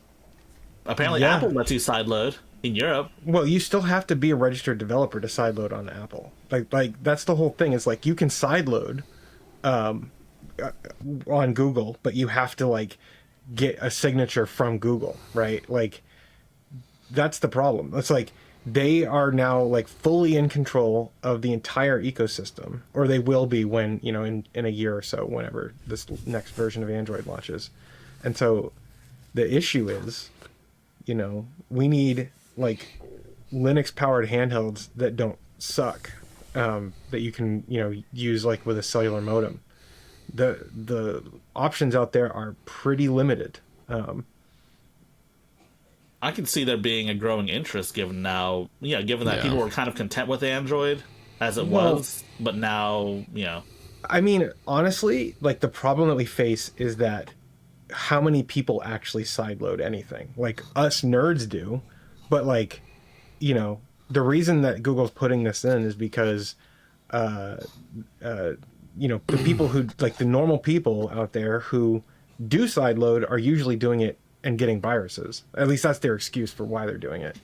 The fact is, like, normal people are satisfied with the duopoly ecosystem. But people like me, who are like enthusiasts, people who are like hardware enthusiasts and care about like PCs and stuff, should not be satisfied with this duopoly. And there aren't great alternatives right now. It costs money to make a lot of software. Like to refine it to what it is like iOS and Android, it takes a lot of money, or a lot of manpower, I should say. Mm-hmm. And so I think we could get it on Linux. It's just we're so far away. You'd have to fork maybe some version of Android that you're allowed to be. I don't know. Yeah. And I think drivers are also a major concern with Linux as well, because a lot of the really good Android phones don't have open drivers. Like, I don't think I don't think there are like open drivers for like any of the Qualcomm ones. The thing is, drivers aren't that big of a deal because the Linux kernel allows like just binary only drivers to be integrated. And so like you can install like a AOSP based Android ROM on most devices and they'll just work. Sometimes you can't extract the drivers from like an OEM build of a ROM or whatever, but most of the time like drivers are included in the Linux kernel for most devices. But it's still like they might not be the most optimized ones. They may not be the latest ones, and you run into lots of little weird headaches, which is why like flashing devices is not popular anymore. Like also because bootloaders are totally locked down and Verizon is evil. But yeah, I don't know. I don't sideload stuff anymore. I used to when I tinkered with stuff, but yeah, I mean, I sideload stuff especially to like do local development for Android, but I haven't sideloaded a major application. Well, I did actually recently. What was it? It was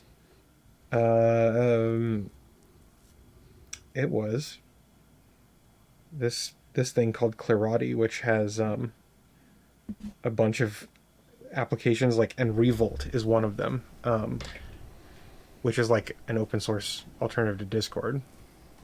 For Android, do we know if they're going to like you can enable developer mode or something like that? Has that been ruled out at this point? I haven't heard anything about it. No, you'd have to be able to do a developer mode, but it's going to still be locked down to where you might be able to sideload as a developer, maybe, because like I'm curious how this would work, because with Android you sign things with a key that you create on your device, and then you keep track of that. Sounds like they're going to and then you can upload it to the store and all that, where iOS is the opposite. You have to get credentials and everything to sign it from iOS. Yeah. I wonder if it's going to be something like you can only sideload unsigned code over ADB or something. Like that might be the only way that they'll allow it, and that way. But I don't know for sure. That's just my thought. Yeah. Or maybe maybe you have to pay a developer license, kind of like what you do with an Xbox, where you can pay $20 for a developer license and you can sideload emulators and shit. But you're like in a limited like OS version, right?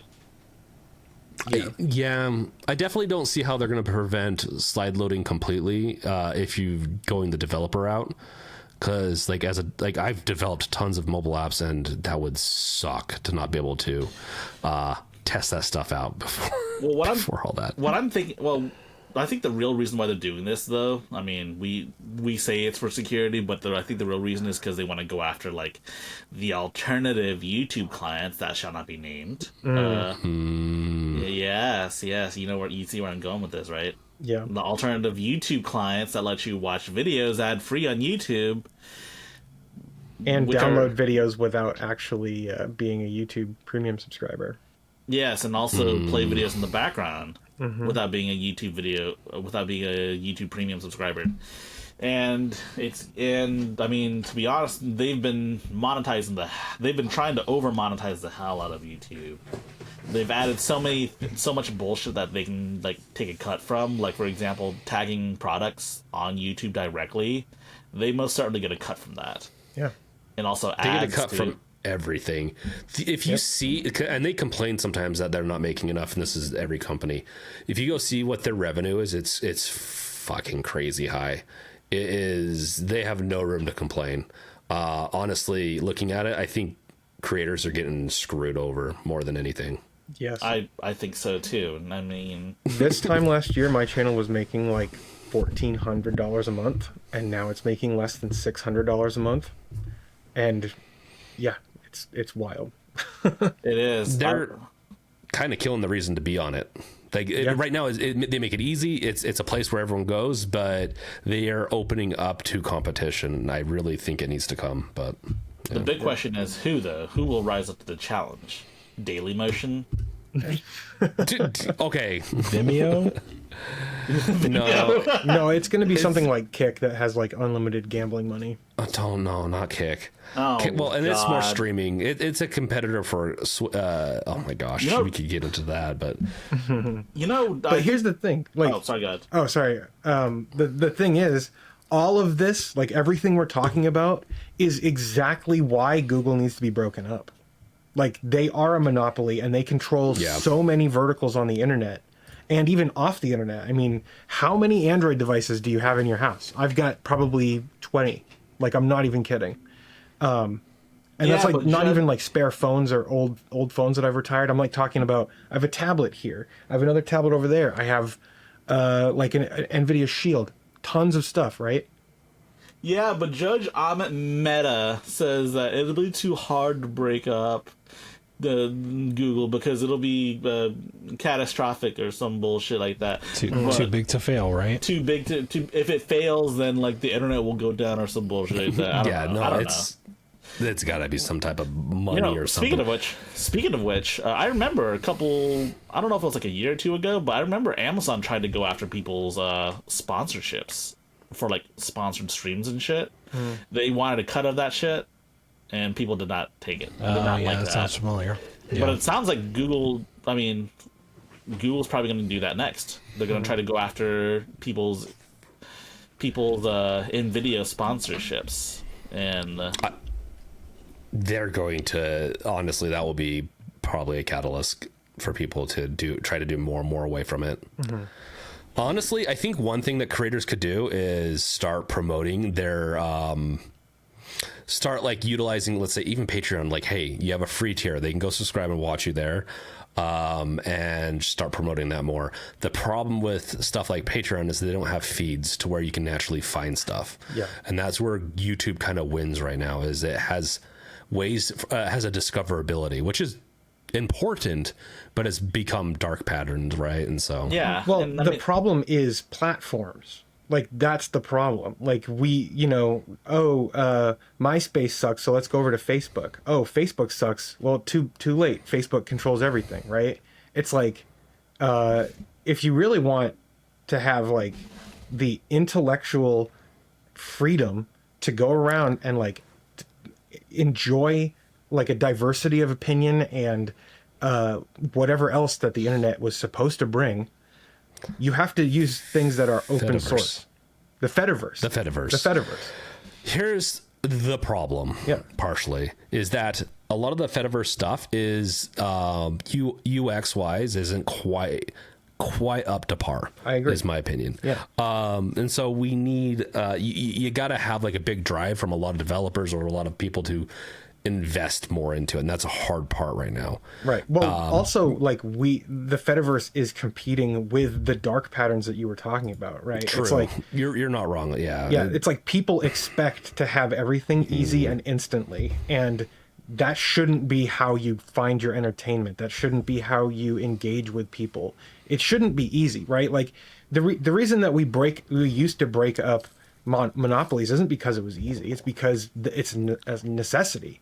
It's like, do you think Michelangelo was like, here's a block of marble. Oh, it's going to be too hard to sculpt David, though. No, dude. Like, if we want a society... ChatGPT, sculpt this for me. Right. Yeah, dude. If we want a culture that's worth living in, worth experiencing, worth enjoying, then we have to work collectively to make it that way. Because if we don't work collectively to improve the conditions that we're living in, then it will go to shit and the worst people will be in charge. The only way you do this is government level, in my opinion. Yeah, I agree. That's what I was gonna say. Is that like Fediverse is cool, right? I actually don't know nothing about Fediverse. My point is, we need regulation, right? Yes. Like that. I'm a big fan of regulation. I think like some people are like, no, let's just everything is free market or whatever. But like clearly, you get Google, you get Alphabet, you get all sorts of, and then like, dynamic pricing is something that like we're seeing more of in physical stores, but certainly we see it online, and that's something that used to be called price gouging, right? And like, and used to be illegal, and somehow we have these ways of bypassing those laws. They call it dynamic pricing, personalized pricing now, by the way. Right, personalized pricing, exactly. Dude, I was like looking for a new Zigbee controller for my home lab, right? And I went I was like looking at this website, and it had lists of all the things that were compatible with Zigbee to MQTT. Sorry, that's the road outside my house. Zigbee to MQTT, right? They were referencing all these different controllers I could buy, and I clicked the link to Alibaba, right? And it was $12.70 for this controller that I wanted, and I logged in, and then it was suddenly $17.53, and I was like, oh, that's fun. I added it to my cart, and the price went from $17 to $22 before shipping. That's interesting. What? I'm not kidding, dude. Yeah. It's personalized. It's personalized. It's double personalized. Right. Dang. Jesus. What's your name? Oh, wait. Well, let's check your... Oh, you have a YouTube channel? Okay, yeah. Let's keep up in this. You have a social credit score in the negatives? Yeah. You hate us? Yeah, we're going to be charging you more. Oh, man. I could... This is... it's just not going to get fixed without governmental... Yeah, but the government fucking let Google keep their monopoly, though. That's the other issue, too. No. Well, then they should take this Ahmed Mehmet guy or whatever and get him, Ahmed Mehta. His last name is Mehta, dude. Obviously. Oh, yeah. It's Ahmed an inside Mehta, joke. Yeah. Oh, my gosh. So the 90s was able to break. So who was in charge of the 90s and stuff like that? Like Microsoft got broken up. Administrations kind of helped with this, too. Yeah, they got split in half. No, they didn't. They didn't? No. I thought they did. They were forced to remove, give other options for internet browsers on Windows, but I don't remember. Yeah. No, you're right. Yeah. No, but the 80s, right? I was gonna say the phone company that was 80s, right? Yes. Bell Atlantic, yeah. Yeah. We started to get somewhere, and now it's we can get there. It's just going to be a rough few years right now because every business is going to be allowed to do whatever they want, which is bad because they have not your interest in mind, by the way. So, all I know is I don't touch Meta stuff. Just to go back to that, I don't touch Facebook. So at least it's working for me somewhat. I only have Facebook for Instagram, Facebook Marketplace. To be honest, I can't. I think I'm off everything except YouTube at this point. I mean, I should be on. I should be off everything too, but like, you can't. As a content creator, it's really hard. Yeah. I mean, I still have my X account. I just have, and this is no longer about like, well, it is about dark patterns, but it's not about like Monopoly and stuff like that. It's just that like, my life is better when I'm not checking any of this stuff, right? And even YouTube, my life is better when I'm not like mindlessly scrolling through shorts. Like if I just use my RSS feed, and I use my watch later, and occasionally go onto the Discovery to find something new. That's when I'm watching stuff that I feel best about after I've watched it. Yeah. I mean, I watch news and some entertainment stuff. That's kind of what I use. I use it for TV, but yeah, YouTube's like my I can't, like, I do Instagram a little bit, but I try not to get on there too often. Mm-hmm. Yeah. And, but my wife keeps sending me stuff that she wants me to look at, so it's hard. That's true. You bring up a good point. I do still have Instagram specifically for anything my wife shares. So yeah. That's the dark pattern, man. I'll tell you what, though, it is really hard to run a business if you don't have an Instagram account. It's I believe that. Wild. Yeah. That is true, yeah. I hate the fact that I have to post my videos on Instagram. To be fair, I think Instagram's so much better than Facebook. Every time I go on Facebook, as a developer, I'm just like, fuck everything that this is. Yeah. Couldn't you just pawn that off on someone else? Pawn your Instagram account off on someone else and let them manage it? Dude, if I had the capital to pay somebody to manage my Instagram. What about Emily? No, she's off Instagram. She doesn't use she deleted her account, which is awesome. Ooh. And I don't want to have her install it on her phone. That's fair enough. Fair enough. At least you can like post like stuff from the web client now, which is nice. Just hire a college intern and be like, oh, you get paid in experience and exposure. Wow. Yeah. Be an asshole, and then you're gonna get canceled like 3 years down the road because of that. No. Yeah, it's. We got to fix something, but it sounds like okay. This next topic, I was gonna segue. It sounds like we're fixing the ray tracing issue, but I like ray tracing. But Battlefield 6 does not look like it's gonna have ray tracing in it, or is it just gonna not be enabled by default? It's not gonna be in the game, nor will it be in the game in the future either, as of right now. Good. Damn. So this is interesting, given that Battlefield 5, I believe, was one of the first games to have ray tracing in it. It did not help it at all. It looked did not. horrible. Yeah. Was Battlefield 5 like the most recent version of Frostbite at the time?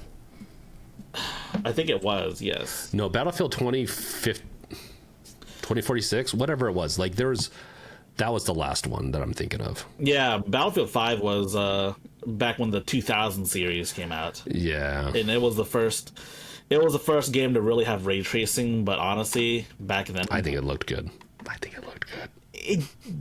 I've seen the comparisons between like ray tracing on and off, and like aside from like maybe some gun models showing reflections, you couldn't really see that big of a difference given how much they had already put into BFV.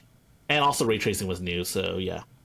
It was a little distracting, actually. It was probably better to not have it on, but some people there was some articles I read about that where people could see reflections so they could catch you. So if you didn't have ray tracing, you might be at a disadvantage, but if you crank that thing up, everything is just too much. Yeah, but ray tracing ran like shit on anything that wasn't a 2080 Ti. And that was the $1,000 card back then. Wow, that's crazy that we complained about the 2080 Ti being $1,000, and then now we have a 5090 that's like $2,000. I mean, I always run high-end hardware, so I have not had too many issues with ray tracing and stuff like that. But the main reason why they cut out ray tracing is because they wanted to focus on people running below spec. Yeah. Because they noticed a lot of people were running Battlefield 6 below the beta below spec, and so they wanted to, for once, to focus on low end hardware.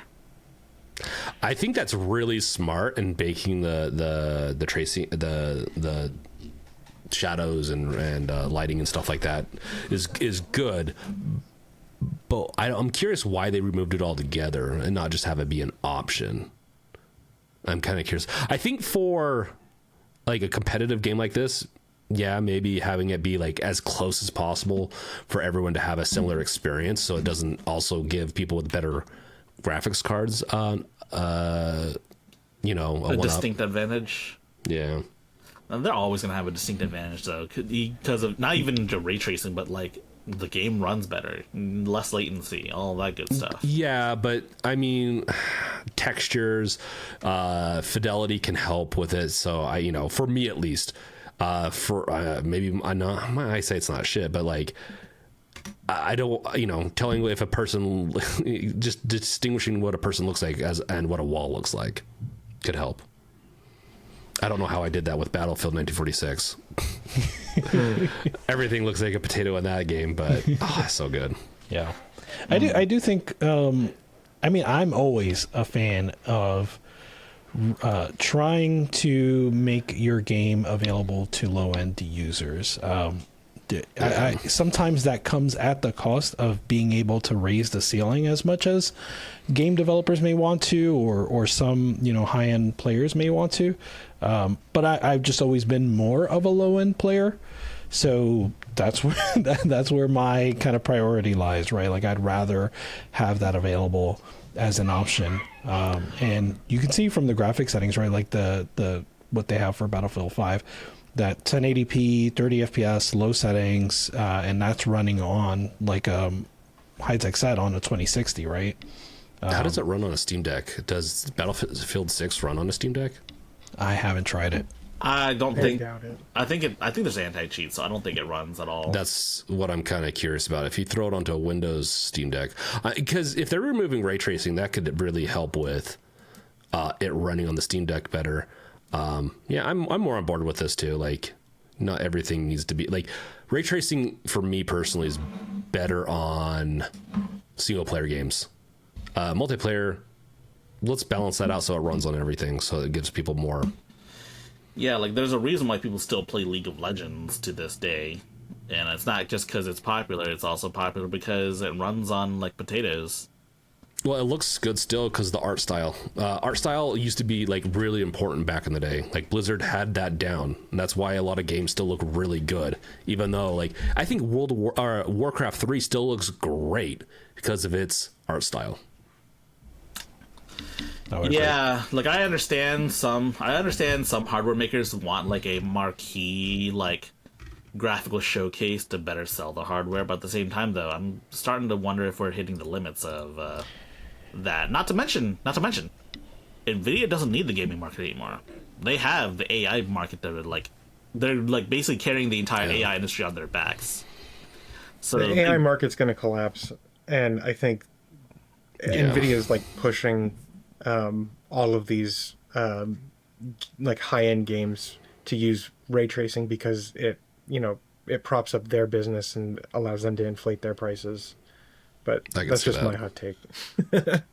That's fair enough. I don't think you're necessarily wrong. I bet you they're influencing somehow because that AI bubble is going to pop, and Nvidia is worth way more than what they are going for right now is way over priced. Yeah. Well, see, they basically inflamed the crypto bubble so they could sell more GPUs, and they also got, as soon as they realized that the writing was on the wall for crypto, they were like, oh, what's the next thing? We have to keep pumping, and so they pumped the AI market. And now, to be fair, they have a lot of irons in the fire. Like they were working on AI stuff for a while. Oh yeah, of course. Yeah, like like DLSS before that was AI. That used to be just they used to call it machine learning. Yeah. So that's what it is. It is. We don't really have. Yeah, so we've had AI since whenever the 2000 series GPUs, whenever those came out. Oh yeah. It's just that I think that they probably did a lot to bring OpenAI to the forefront and make it as popular as it became. Yeah, that's valid. I don't think you're wrong. Don't think you're wrong. So what's next on our list? Key Figure leaves studio behind Fairgame, another Sony live service. It's Fair Games. You have to pronounce the S. You put a $sign, so I didn't know. Fair Games. So did they. That's how they spell the game. Oh my gosh! Obviously, I am out of the loop on this one. What is this? So it's another Sony live service game that's probably doomed to fail. It looks like a heist game. To be fair, it looks kind of good actually, but It does, but like you can't trust Sony with live service games. Remember they tried to launch like 12, and like they all failed except for Helldivers 2. Yeah. it's And because they're like, your make us information. money. Make money. That's what they said. So this, And I'll say this: I think that if you make, I mean, I don't know what Sony's plan was, right? But if my plan was like, oh, we should be making 10 live service games, the reason we're making 10 is because like we think 9 will fail, right? Like the point is to get one to pop. I don't know if Helldivers 2 was the one that they wanted to pop. It's not the. I'm certainly not the one they expected to pop, just based on how they've behaved. Which is sad because it's such a good game, and the first one was really good and had a strong following. So I'm really tired of these gamblers that are at the top that are like, we're gonna gamble instead of like, okay, you have plenty of IP that will make you plenty of money, but they want the pot at the top. Because, and I will tell you what, I have worked with plenty of CEOs in mid-level startups where they're like, you know, hundreds of employees, and that's how they think. They would rather gamble everything to get to be the top dog because they're very competitive. Yeah. At the detriment of people that get laid off. Right. Of course. right. So Yeah. So this game's had troubled history. They revealed a trailer, and that was the only trailer they had. So Jade Redmond was one of the founders of the studio, but then she departed, and now the game's main director has departed as well. And for if it were like a single player game, and like they were like pretty done in development, then a game director leaving wouldn't be that big of a deal. But a live service game, and the director's leaving, that's probably going to be a problem. Yeah. Yeah, I didn't know here. It's I see Fairgames with no $, but then there it is with the $. Yeah. Yeah, I didn't know anything about this game. And Jade Raymond as a personality in terms of like if what was it? Assassin's Creed is what she was responsible for, right? Like that's how she got her name. Is that right? I want to say. Yeah. And so like as far as I know, that was it. I think it was Assassin's Creed, and then that was it. And she got a lot of like Watch Dogs. Oh, is that what it was? It was okay. Because that's two. That's all you need. Yeah, that's yeah. She was the key roles of development of games like Assassin's Creed, Far Cry, Star Wars, Battlefront 2. Wait, that's a number. The of new one or the old one? I would think looks the like old the new one. one. New one. Oh. Yeah, Well, that's not a good testament. Even though it's not that bad, it's just they milked that dry. They tried to since day one. Okay, sorry. No, you're good. But yeah, I don't. This wasn't something I was looking forward to. I did not have this on my radar. Yeah, I wasn't looking forward to it either. I just wanted to talk about it because, well, I'd played it if it was like a sci-fi Counter-Strike. Kind of looks like they have sci-fi like guns, but I'm not a heist person.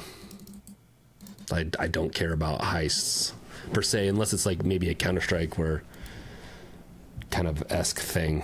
But yeah, I don't know. What I do care about though is Unreal Engine 5 and all the hate it gets sometimes, because that's the one I use. Yeah. Tim Sweeny. Oh my gosh, this. So yeah, what excited? Maybe Unreal Engine 5 isn't to blame after all. Tim Sweeney says devs are to blame, which I agree. Fuck the devs, no. This is interesting. High Tech, what is your take on this? So when most people say, "Oh, don't use Unreal 5, it's gonna run like shit," most gamers don't know what the fuck they're talking about. An engine is just that underlying software. At the end of the day, it's the developer's responsibility to make games run well, because there are UE5 games that run well on like low-end hardware, like the Steam Deck. Like I think the newest Gears of War remaster or remake, that's on Unreal 5, right? It's Unreal 4 or 5, but yeah. I'll look it up. Yeah, and even Unreal 4 games can run like shit. Like Lost Soul aside, the newest one that kind of looks like Final Fantasy 15 runs like crap on a lot of hardware, despite not being an Unreal 5 game, instead being Unreal 4. I could be also a lot of game companies standardizing into Unreal, and maybe their teams aren't used to it because they're used to a different engine.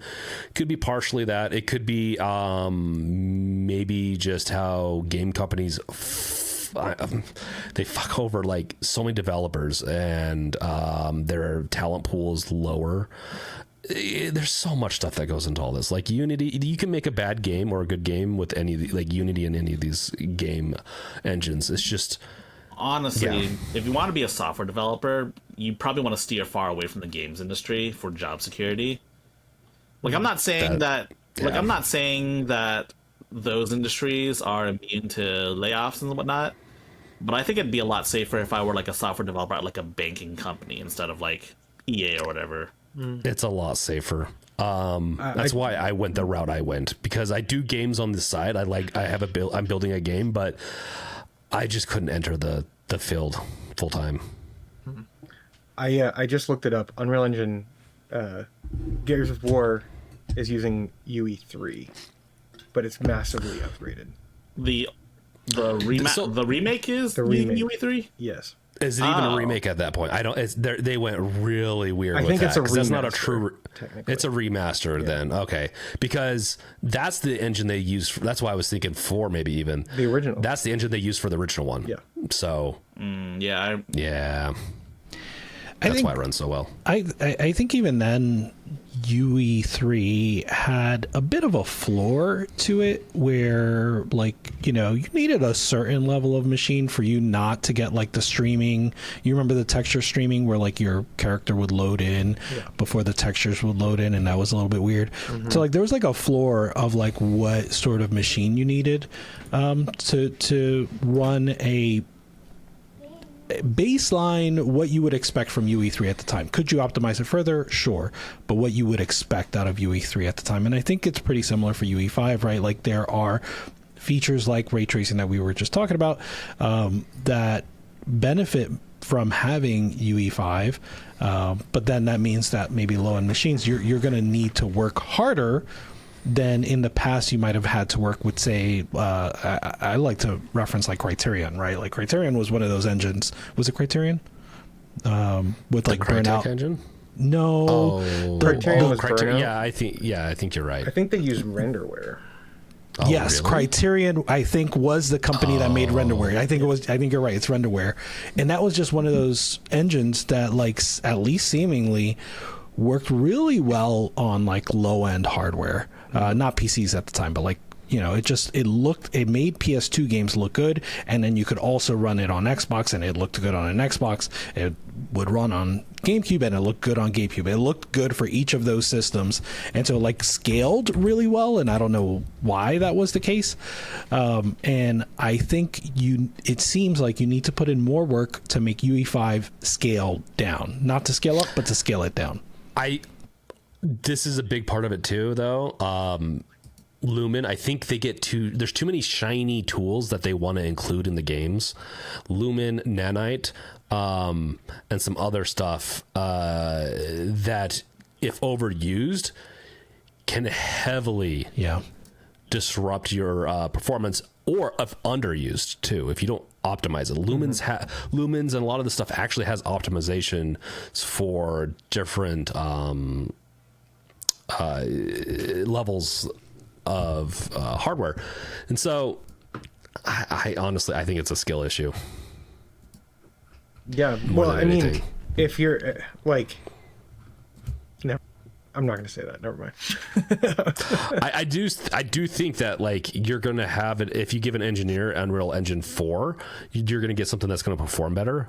But Unreal Engine 5 is very powerful, and some people are going to say it doesn't look as good. Whatever. Yeah, you can royally screw yourself over by having too many assets in the world rendering if you do not limit that render, and it could look like garbage, but you could have too many. Like, so what Tim Sweeny said in regards to this is that a lot of developers like develop for the high end, and then the low end stuff is really in the back burner.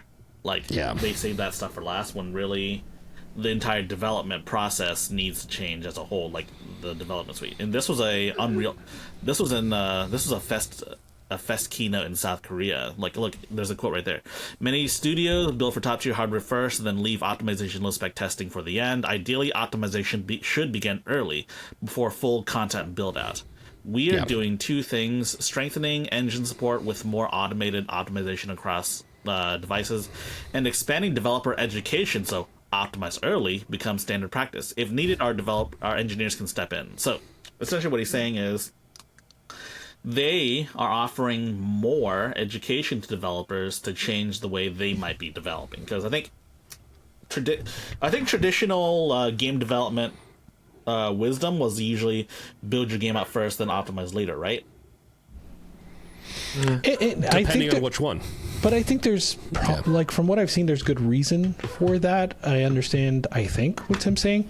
There's a lot to unpack, right? So, like, first of all, he continues to say devs as we've been saying, but if, let's just say, if optimizing late is the right approach, then I think the blame would probably lie with the suits, right? Like the publishers, in terms of, like, if we should be optimizing late, we should make sure that we are addressing that at the end of the schedule. And what's likely happening is that the publishers are like, oh, you've got it working well enough. Mm-hmm. Let's release it, right? Mm-hmm. It could be both.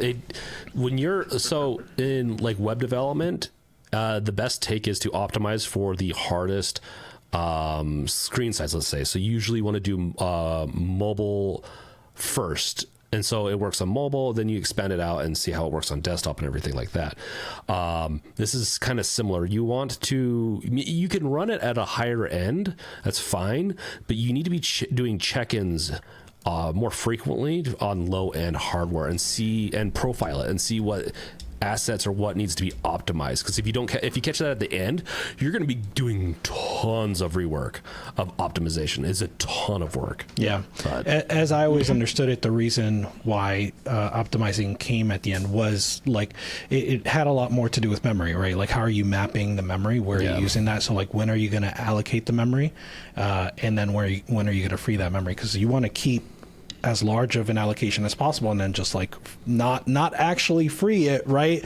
But like that memory that you allocated, I'm going to now use that for this object rather than the object that I did use it for. That's probably less of a concern now.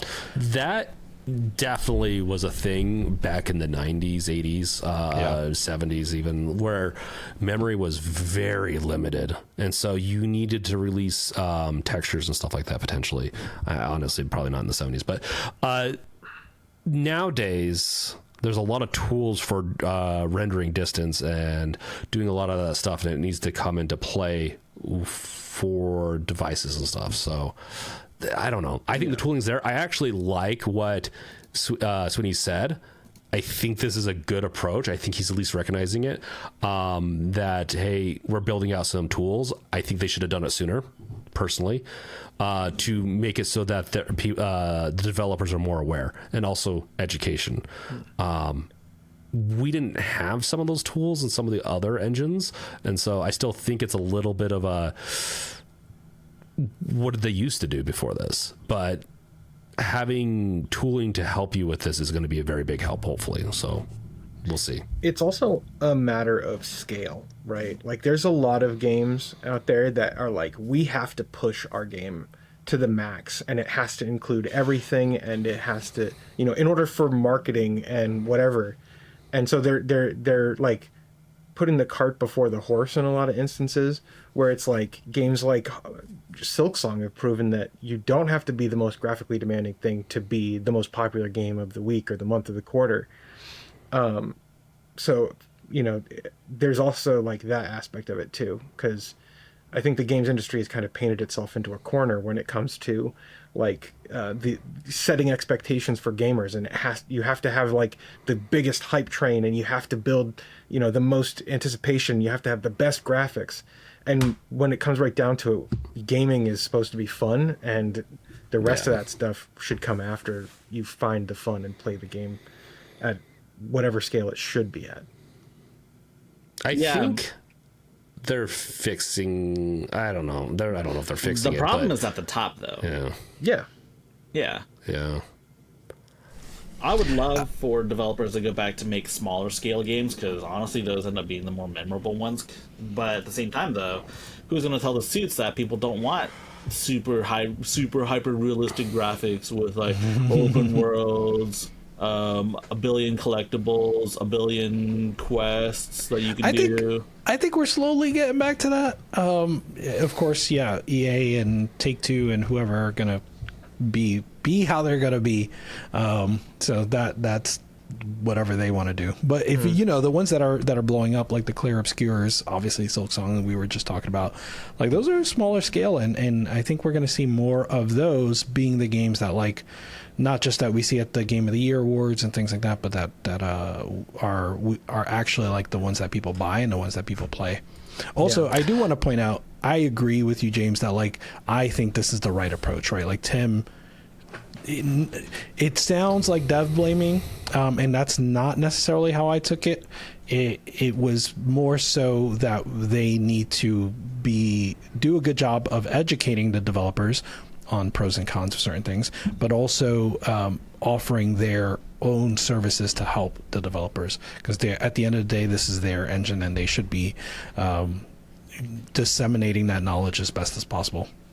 Yeah, they should making it as easy as possible, and it definitely is a synergy thing. Like, if you want a market share, Tim, you gotta make sure it's easier for the developers. But what I've been saying for years on this Unreal 5 thing, it is a dev issue first, and then a little bit of the Unreal Engine 5 just being a little bit, they put a lot of tools in and didn't tell you not to use it at times. They used marketing to tell you to use it. So I also think there's marketing from like all sorts, sales, marketing, everything is partially to blame for all this. To kind of like put to kind of like end this out, like, build the game that's right for you. If it's a side scroller, you just need to be the most beautiful thing that needs to have every piece of tech in it. But for me, like some horror games, I'm like, yeah, throw all the tech into it. I will buy that thing if it looks beautiful and gruesome. I will get it, but know your audience, and don't let see execs or like higher up execs stop getting in the way of some of this. You cannot market your way out of a bad game. Facts. Unless you put massive online multiplayer into it, and then you can. It's not about the game is good, it's about if the game sells well. Well, you know what game's going to sell well? GTA 6. You want to know why? Because it's GTA. Because it's online. Because it's got that Penta. It's Penta A. Penta A. I've been waiting for the first Penta A game. Damn, we only just got quadruple A games last year. I mean, well, maybe 2 years ago. Thanks, Ubisoft. Yeah, when did Sea of Thieves come out? Like last year or the year before? I don't remember. That wasn't the quadruple A game. That you're thinking it was Sea of Thieves was the Microsoft one, right? Oh yeah, I get those two confused. I'm thinking of now I can't remember. Bones. That's it. Skull and Bones. Yeah, that was the first quadruple A. And it did not do well. It's silly to try to do, like, honestly, these titles I think are just more for gotcha, like sensationalism. But just to give a little context, Devolver Digital co-founder Nigel has basically declared Grand Theft Auto 6 as a whole new beast, calling it a pentakill of title, of a game, and that's gaming lingo for beyond AAA kind of stuff. But so if it's Nigel Lowry from Devolver Digital, is this like tongue in cheek, or is he serious? That's how I take it. Yeah, I think the Penta A is tongue-in-cheek, but I think the part where the entire games industry is trying to hide from it, like a nuclear blast, that's real.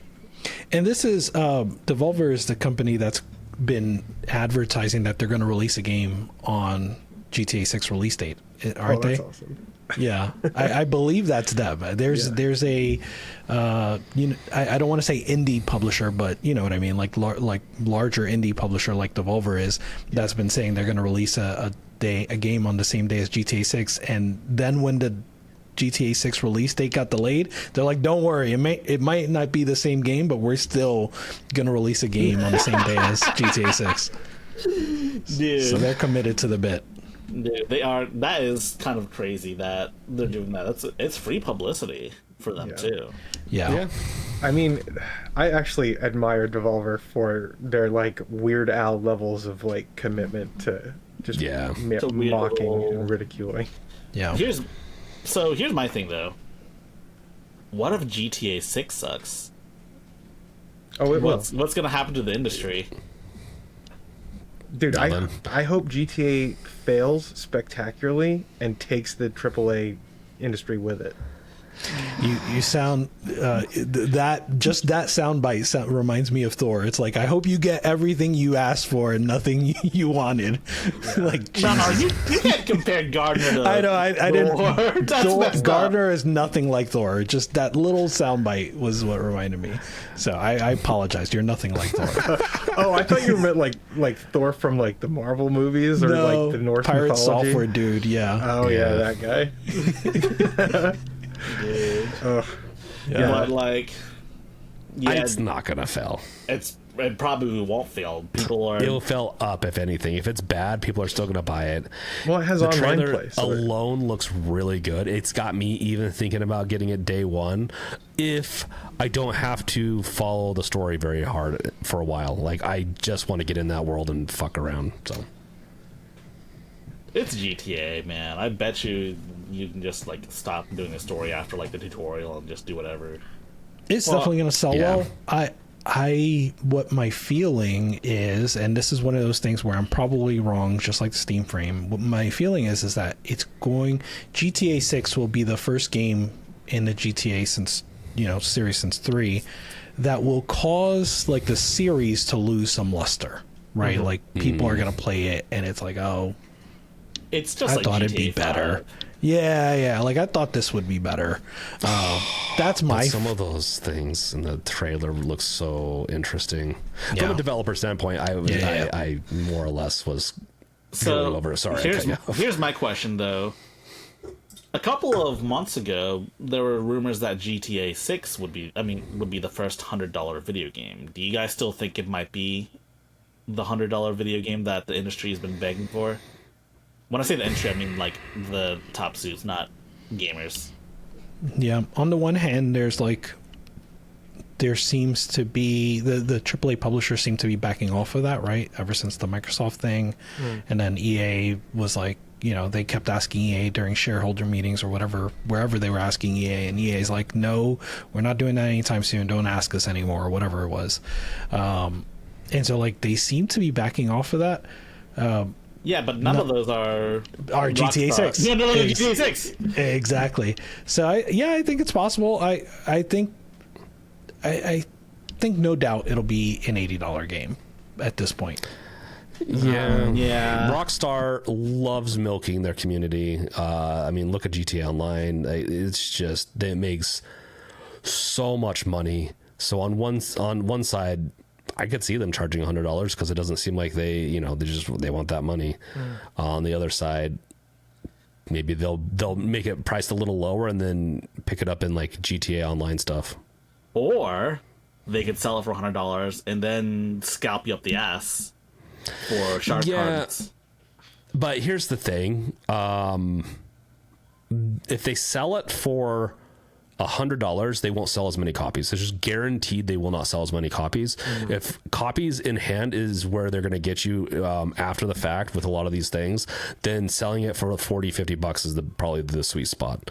Doubt they'll do that, but that'd be smart if they had good analysts. But I don't think any AAA game company has good analysts. So here's what they're going to do.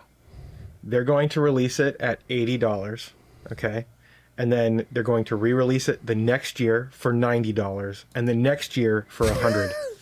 On PC too. On PC, yeah. You're going to get 3 different editions of the game, and each time they're going to increase the price. Or they might just increase the price on the original version, and because that's what the industry does now. So it is worth mentioning GTA 6 not coming up to PC at launch. Which means you're gonna have to buy it on one of your consoles. So now the big question is, should you wait? The big question is, are you going to wait for the PC release? Or are you going to buy it on consoles? And this is for everyone, and the audience, too. So let us know in the comments if you're going to do that. Yeah. Well, seeing as they won't make GTA 6 for any consoles that I own.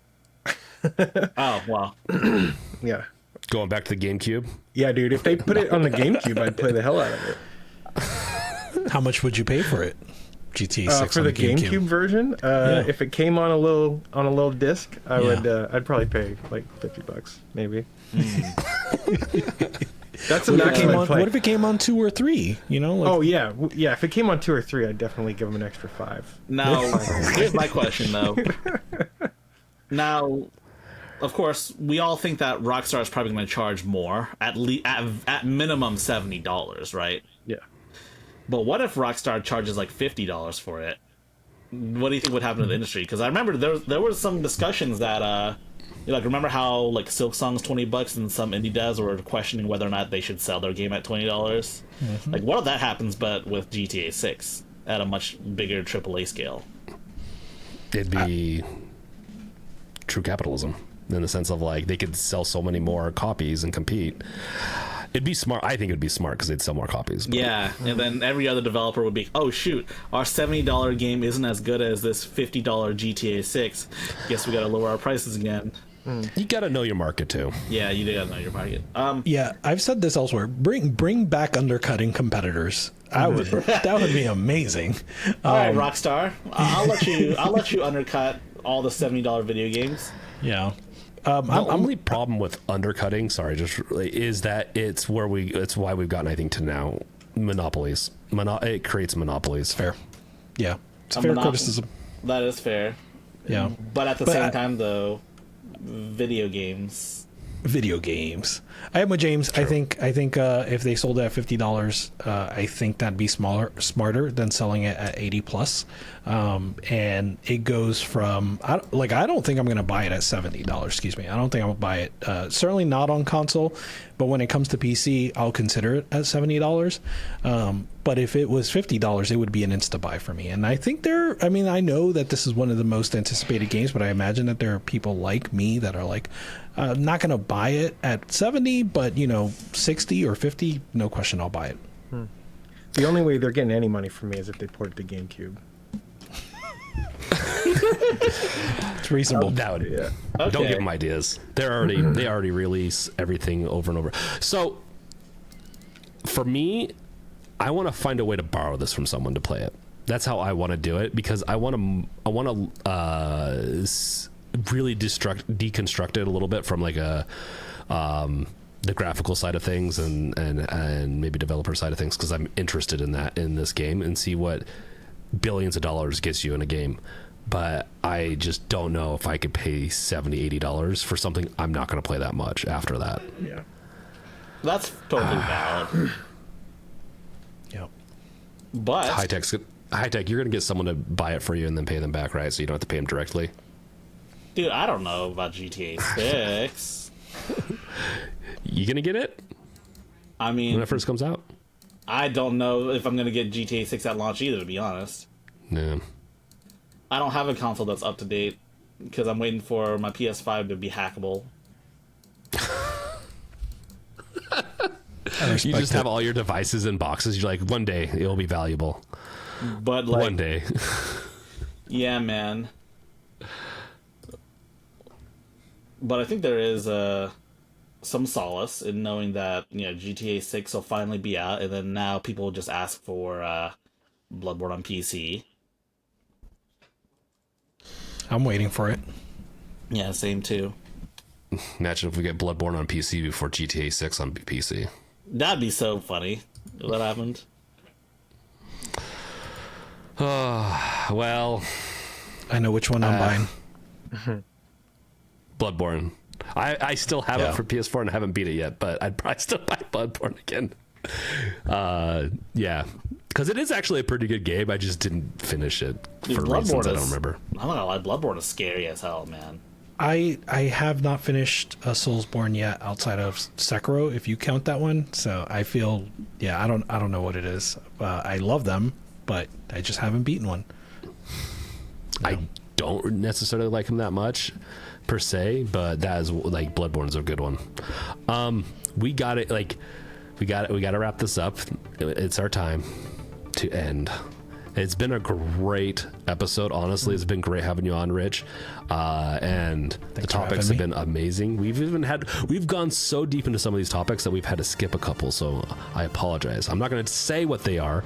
So the listeners are just going to have to guess and be tormented with that. Anything, Gardner, Rich? You want to plug yourself, Rich, one more time? No? Yeah, Fan the Deck. I make Steam Deck videos, and I want to make a video on the Playdate. Been playing around with that, so maybe I'll do that soon. Yeah, I'd like that. Yeah. That's all I got. You gonna make a game for it? No, I've tried making a couple games. I just never stick to it. So Are you gonna make a new channel? Fan the Playdate. Fan the date. Yeah. Fan the date. Yeah, look out for that. That sounds awesome. Yep. You should do it. I'm doing it. Awesome. What's the next April Fool's? I'll do it. Do it. Oh, I love April Fool's videos. Okay, guys, this is it. We're signing out. Make sure to comment below, and we'll get to your comments sometime in the near future, hopefully. And thank you guys for watching and listening. Peace out. See you guys. See ya. Later.